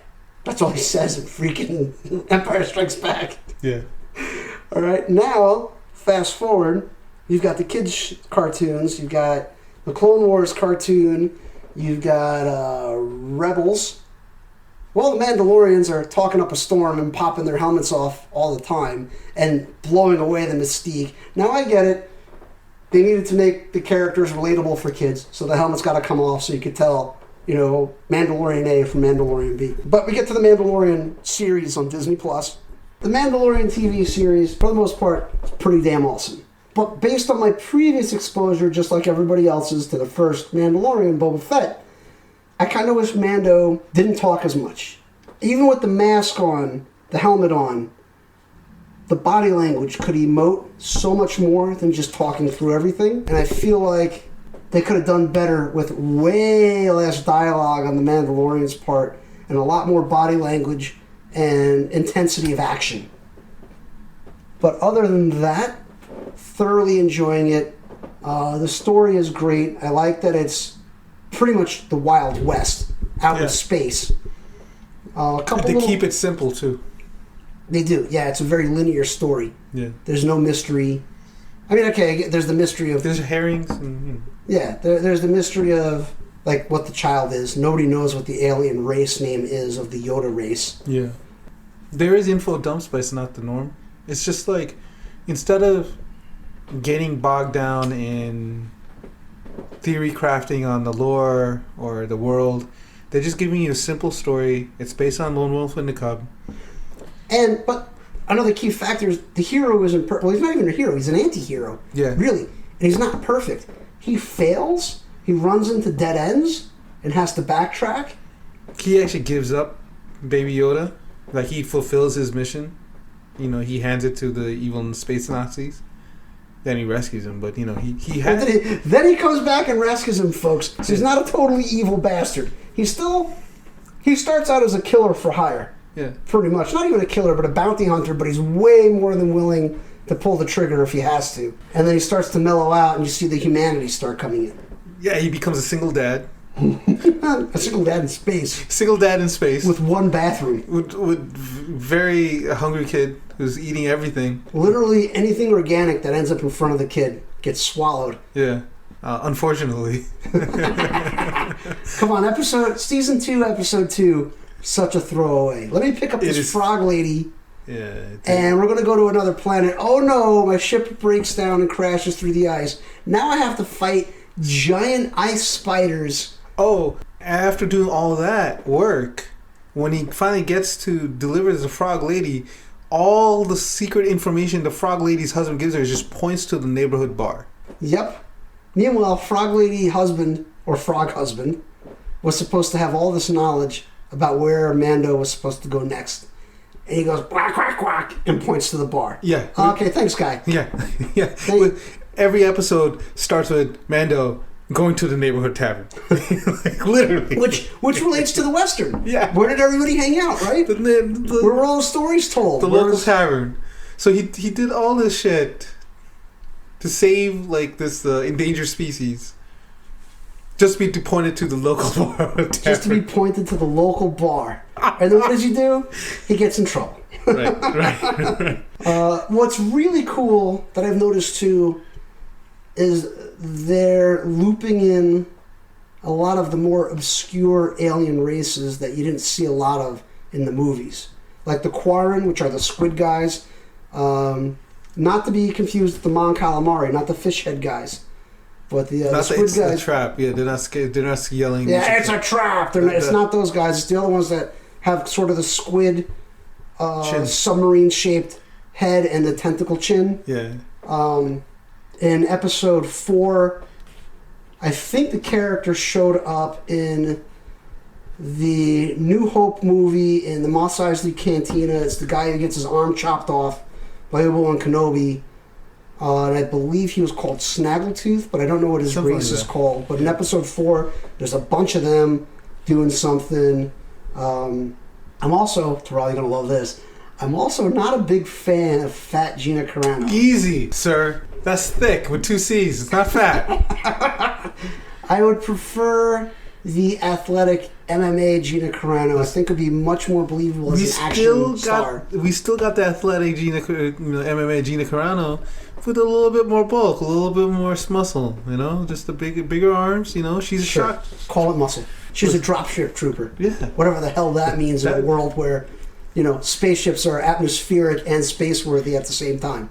Listen, man, got a lot of HP. She's tough. She's strong, independent, tough old lady. Tough old lady? Tough old lady. Just trying to make it in this world. Oh my God. She's now the sheriff of her town. That's true. She's the marshal. Sorry, marshal of the town, and she's just pure sexiness. I don't know what you're talking about. All right, fine. I am thoroughly enjoying the guest star appearances. It's like the anti-Law and Order SVU, where like as soon as you see the guest star name, you know who the bad guy is in the credits. Yeah. It's kind of the opposite of that. Like the guest stars are usually helpful. Right. Sometimes they're villains, but they're really good villains. Right. Instead of just two-dimensional. Well, me and you were talking that maybe the one miscasting of the show is Juan Carlos Esposito as the main bad, the big bad. I don't know if he's pulling it off. I don't know who you could put in that role, because you need somebody that's physically capable of on-screen combat and believable. Yeah, which he is. But then also who's menacing and malevolent and cold and calculating. He's playing the same role he's playing on... what's the supers with... Well, there was Breaking Bad, right? There's Breaking Bad there, which is amazing. And then he's also The Boys. The Boys, the big bad. Yeah, he's like the CEO of Vought Industries. He's playing the same dude in 3 different shows, and it's not. Well, it's not really. It's not working in The Boys, but it's not working great. Mm-hmm. And it's not working in Mandalorian. I just don't. I'm not fazed by him. I'm not intimidated by him. He's not menacing. Maybe he wants to sell meth in space. I don't know. I think, but besides that one casting choice, I feel the casting on the show is absolutely amazing, including thick Gina Carano. Even the voice acting, like in season 1, I avoided the credits because I didn't want to know who the voice of the Ugnaught was that was assisting Mando, and then I finally found out that it was Nick Nolte. But I was like, I knew the voice. But it was done so well. I was good. I want this character to be not a voice and an animatronic. I want it to just be the character, He's the only guest star that they killed off, and I'm just like, of all the ones, you had to kill off that one? Yeah, well, I guess just to show that the party isn't indestructible, Yeah, they kept it real. they showed that there's death in this world. It's not. There's no plot Yeah. armor on the outside of the Beskar armor. Mando's wearing. Mando's pretty indestructible despite large, huge, gaping holes in his armor. You know, he just has like a bodysuit underneath the armor. Legendary armor, man. And but there's been. He's got a legendary spear now. That's true, right? He's leveled up. He's not epic level yet. But he's getting definitely like over level 10 if we were playing D&D. But there's still some other weird things that really bother me about it. Like Season 2, Episode 2, that was the throwaway with let's go fight giant space spiders. Yeah. And then, it's like I was saying before, it's like the inverse of the curse of the original Star Trek movies, where the odd-numbered movies were seen as not good, and the even-numbered movies were seen as amazing, like, you know, movie number 2, Wrath of Khan. Superb. In Mando, it feels like the odd-numbered episodes are phenomenal, and I think Dave Filoni is on every single one of the odd-numbered ones, and Jon Favreau is on a bunch of them too. Yeah. Whereas every even-numbered one is like, meh. Like, okay, Episode 4, we're just going to go blow up this Imperial base because it happens to be in the way. Yeah. No real motivation Pushing at all. forward. We're They're just going to saving blow this up. budget. They're saving money And on then, budget. oh hey, well, the budget on that one was huge because they had 4 TIE fighters and a huge aerial combat scene. Oh yeah, they did. And then they had a lot of lava. Yeah, they did. And then also a super fan service mention of there should be a guardrail here. When the guy steps off the walkway to go around the generator controls on like a 6-inch wide platform, where it's like definitely not going to pass OSHA regulations by any stretch of the imagination. And they steal a tank. Yeah, without windows. No, the tank has windows. There just happens to be no combat-rated glass in the windows. They're open windows. Like, what the hell, man? It's a tank. Even the biker scout knew it because he managed to get on top of the tank and was trying to get to the front so he could huck a grenade into the windowless window. Yeah. You know? So that was a pretty stupid design choice. On the flip side, man, they're doing bikers right. Man, I want a fucking biker. I'll join the Empire just to be a biker. They do, but they were kind of stupid when they left the base to pursue. Yeah. And they were coming down on, like, one of the coolest things ever in Season 2, Episode 4 is biker scouts coming down almost a sheer cliff face. Yeah. To pursue the party. But then there's a couple of them that don't seem to make the pass. They like rush for the pass at the same time, and it's like, fail. it's like, oh hey buddy, you go first. No, they just decide to crash into each other and explode. These things happen, which was right? kind of stupid. These- Like if you're a military unit and you're under Moff Gideon's control, these guys have been in Season 1. They were shown to be clearly much more disciplined and trained than the average Imperial fringies that are still out there. So it was kind of stupid that those guys crashed and exploded, but other than that, they were hardcore. Like, they didn't care about their own safety at all. They were just trying to achieve the objective. I think this last episode is probably the best episode in the entire series. All right, so here comes the mega spoilers, folks. Ready? Hit me. Ahsoka Tano shows up. There's some debate about her age because she's in Clone Wars the Animated, which we don't have a timeline on when that takes place because the episodes were not necessarily linear and continuous. But let's assume she's a teenager. She's a Padawan, right?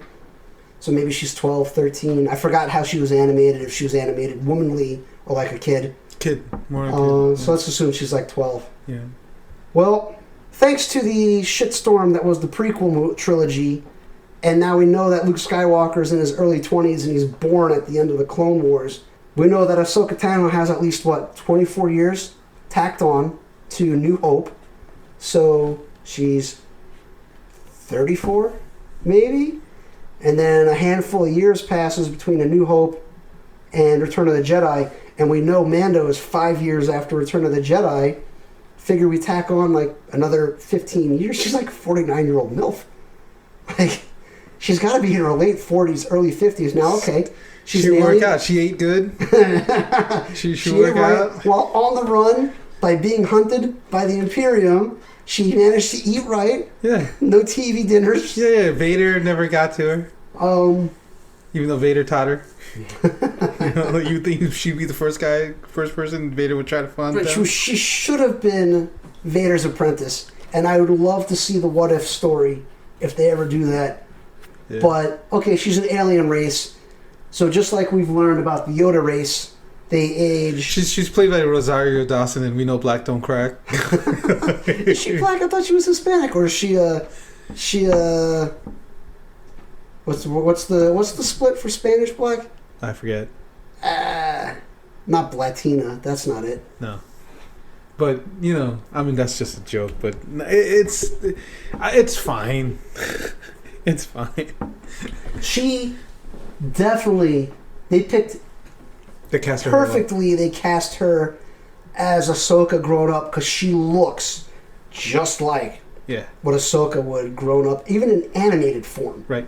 It looks like they did something with her eyes to give her like the animated style eyes. And it worked because they were expressive. Yeah. Rosario Dawson's eyes are already expressive, but I think they gave her contacts and it helped out even more. So, this last episode, we learned so much. We finally get to see a Jedi who we are all familiar with from the Clone Wars animated, which I think that fulfilled a lot of fan theory about if she was showing up or not. We learned that. We learned the child's name, which is Grogu. Right. We learned a couple other things, too. We learned a little bit of darkness that when they were taking his blood out, like all that time is this a moment of darkness for him. Like he's a child, but he's not really a child. He's something else. Right, because Ahsoka says that he was trained by many Jedi Masters. Yeah. So there's clearly an undefined amount of time being trained. We learn, mega spoilers again, Grand Admiral Thrawn is still around and still a threat. And I can't wait. And I was talking to a friend of mine about this, and the hope is that they do if he indeed does appear on screen, that his eyes are red, not just his pupils. Because in the old expanded universe and on the action figure, they glow, right? No, they don't glow. They were just red. Like his whole the sclera, the pupil, everything was red. Right. Not just the pupil. So hopefully they do that right. You listening, Disney? Hope you're out there listening. Okay, so I'm of two minds. On one hand, I really wanted the Thrawn trilogy to be the trilogy that's in the movies that saves like the Disney Star Wars universe.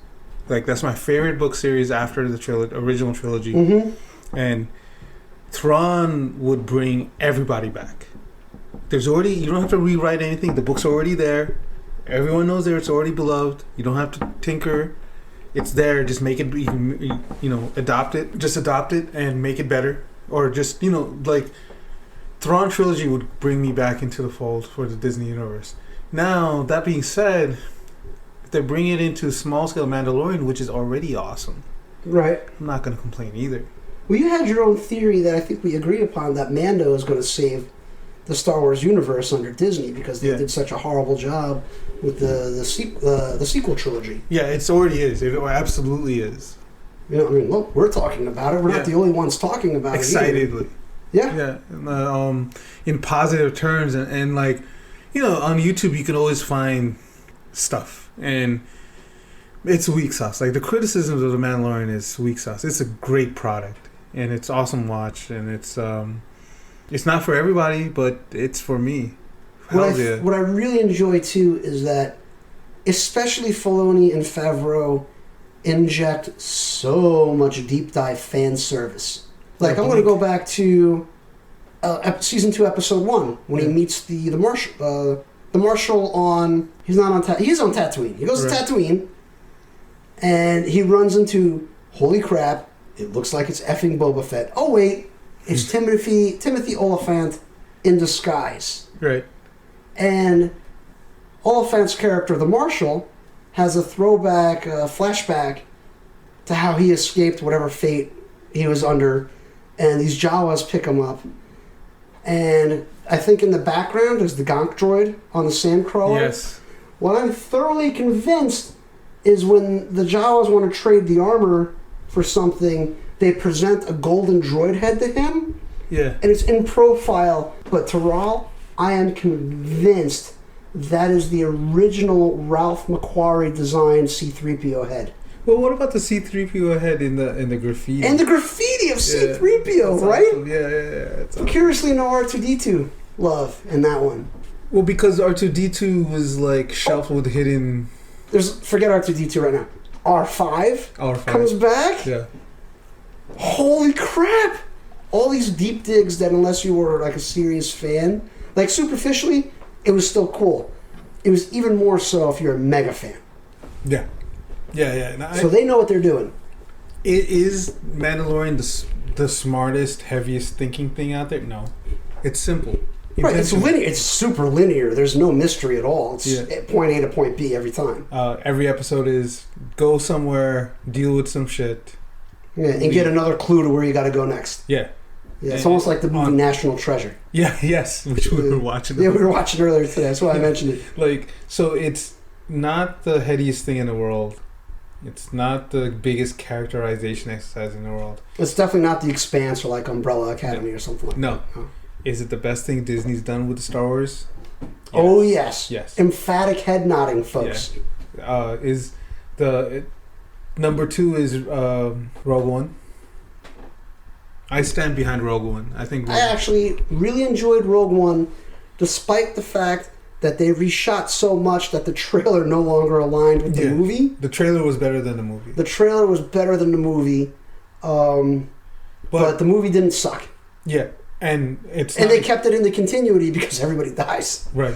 So there's no worry about what's this character doing and why didn't I hear about them in New Hope. Although one major flub with Rogue One is, right?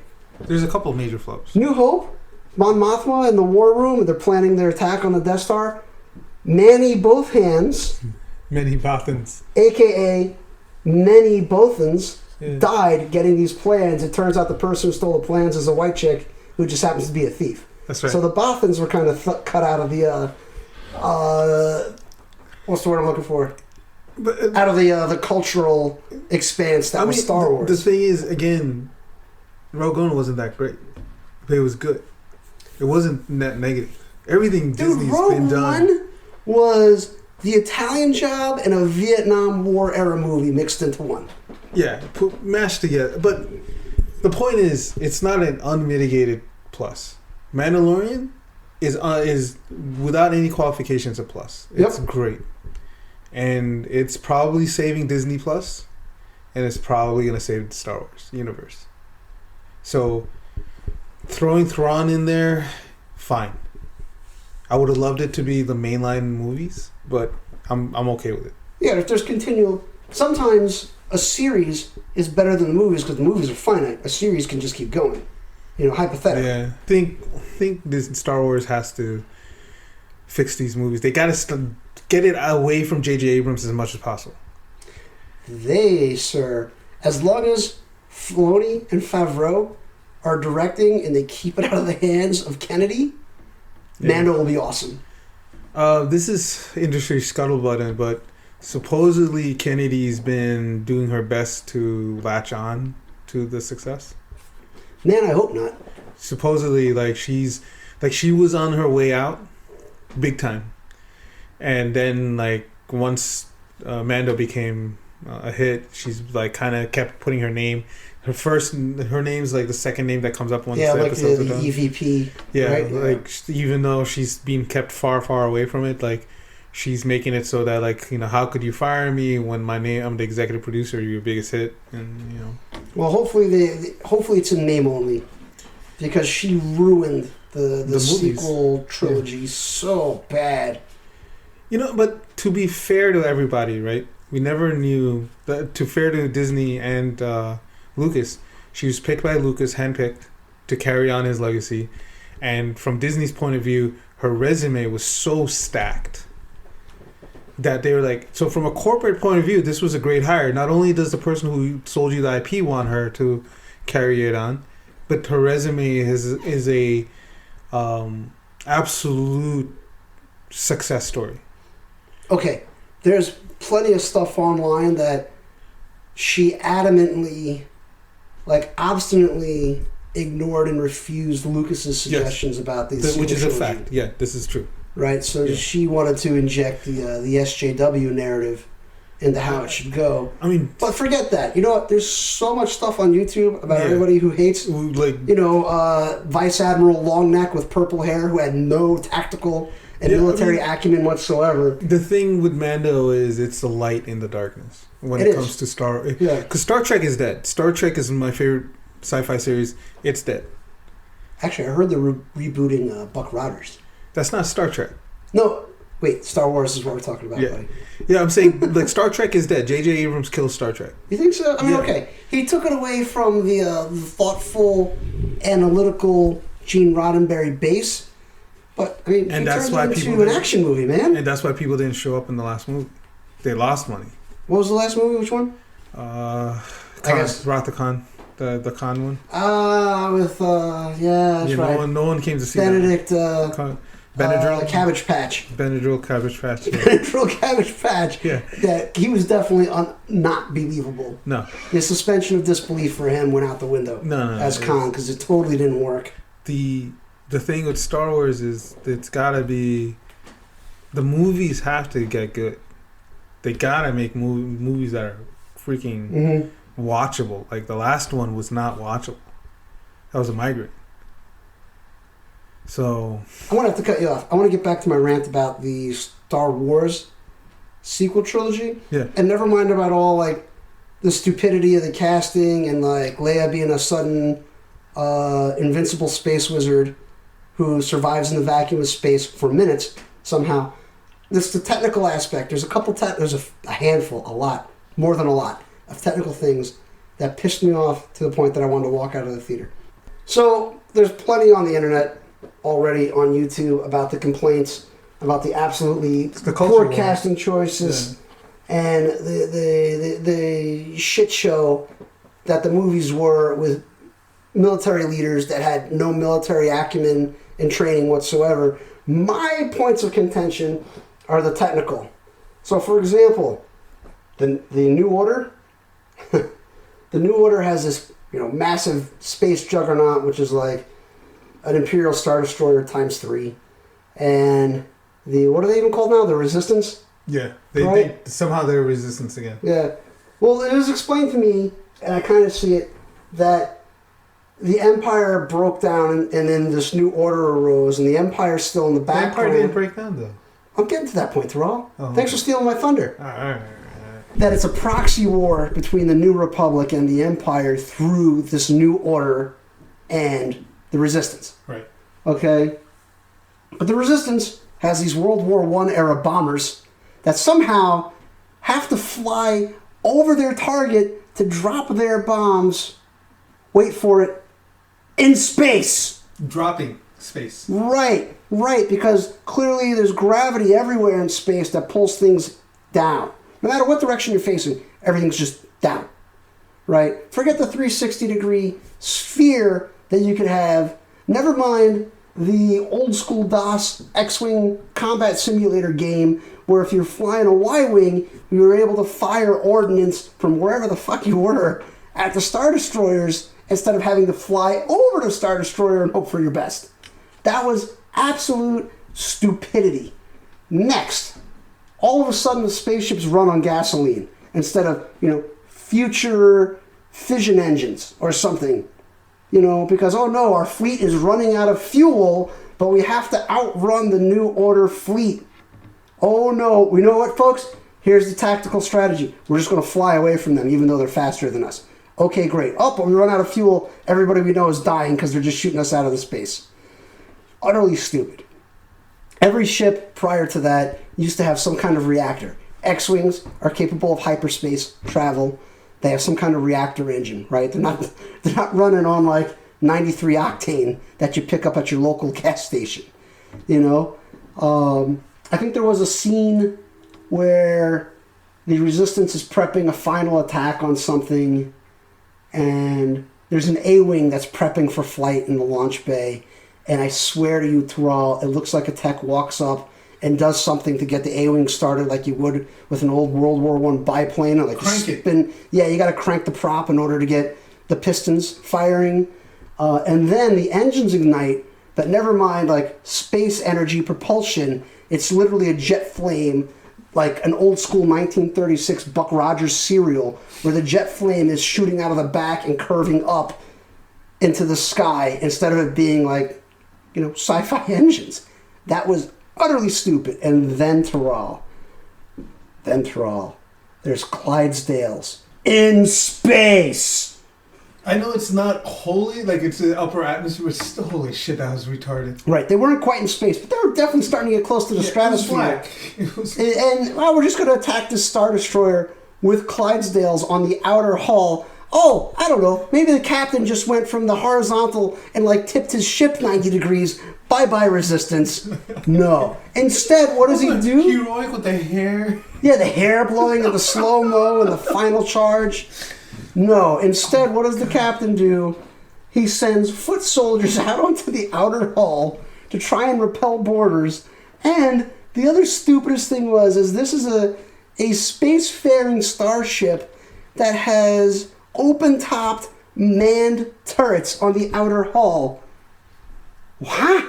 It's just the technical points. Gotta keep JJ were Abrams so bad. away. I'm telling you, gotta keep JJ away. There was just so many technical faux pas. Even you mean it's like the Death Star just bigger? We'll do the same thing again. Oh god, that was Force Awakens. That was it was New Hope.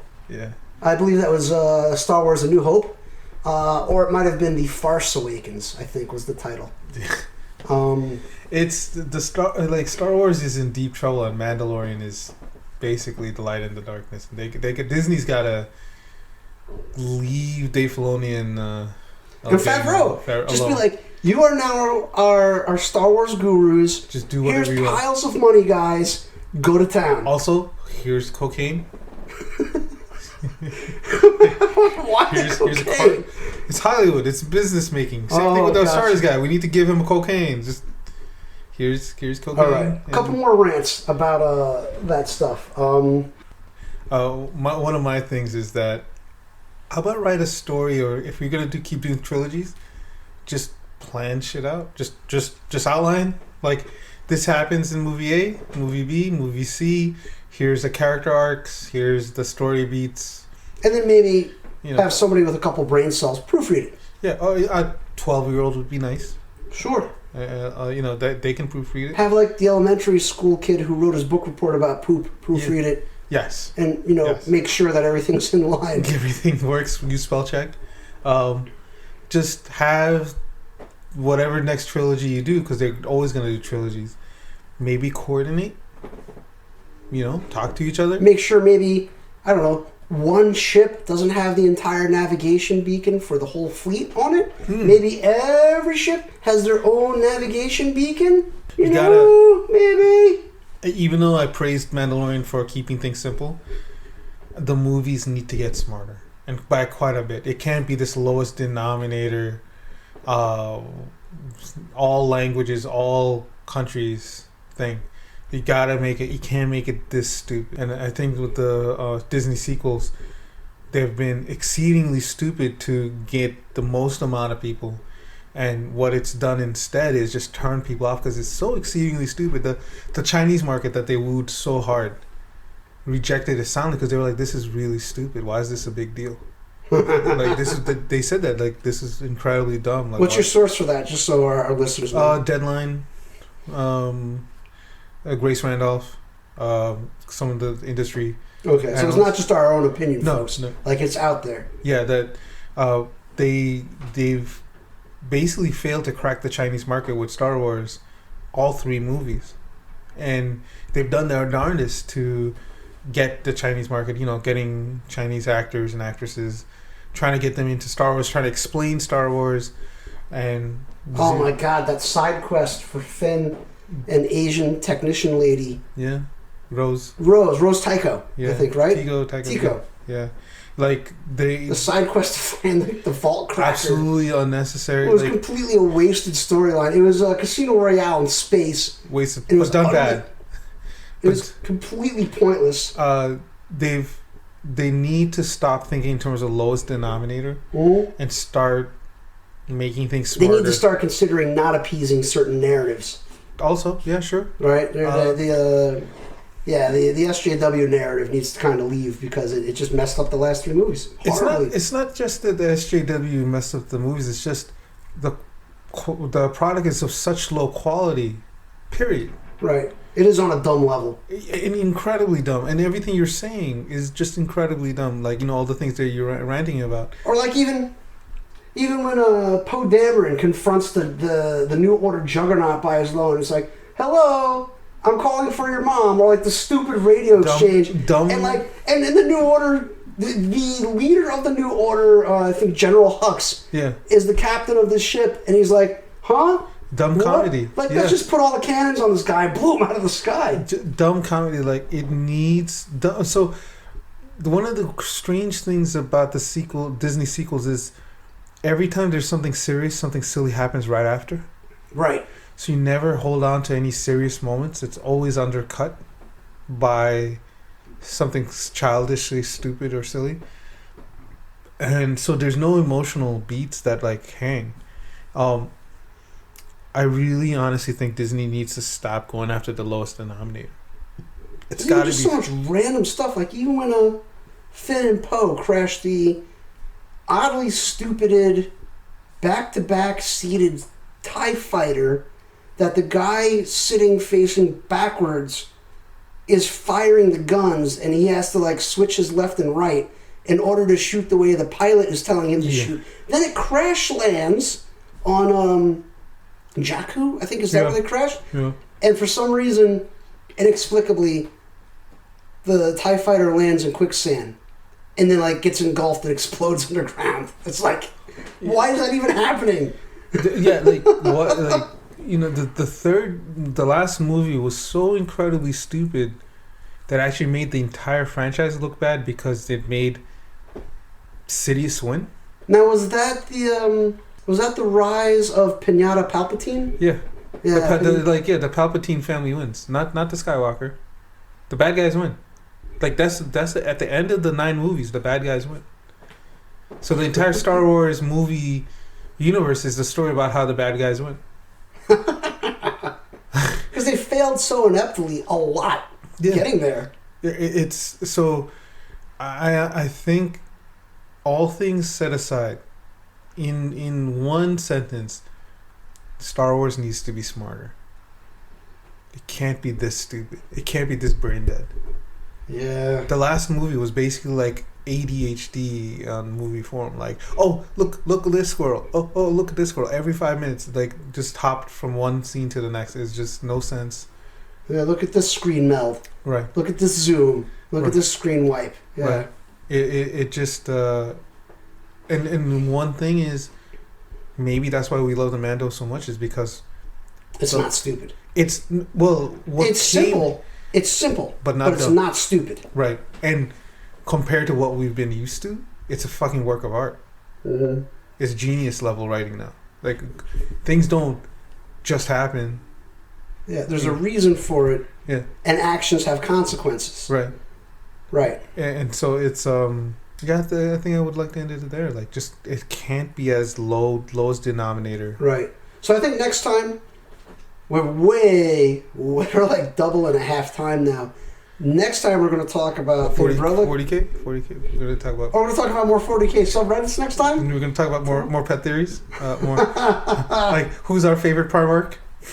My favorite Primarch is your mom. Oh. I think next time we're going to talk Umbrella Academy. That's brilliantly well written. It gets better. Yeah. It's a slow burn. We're going to talk Raised by Wolves, which I think is not a lot of people are watching because I haven't. It was all over IMDb and advertised on other platforms that didn't even have it. Yeah. And then poof, no more advertising at all. The Expanse. Right.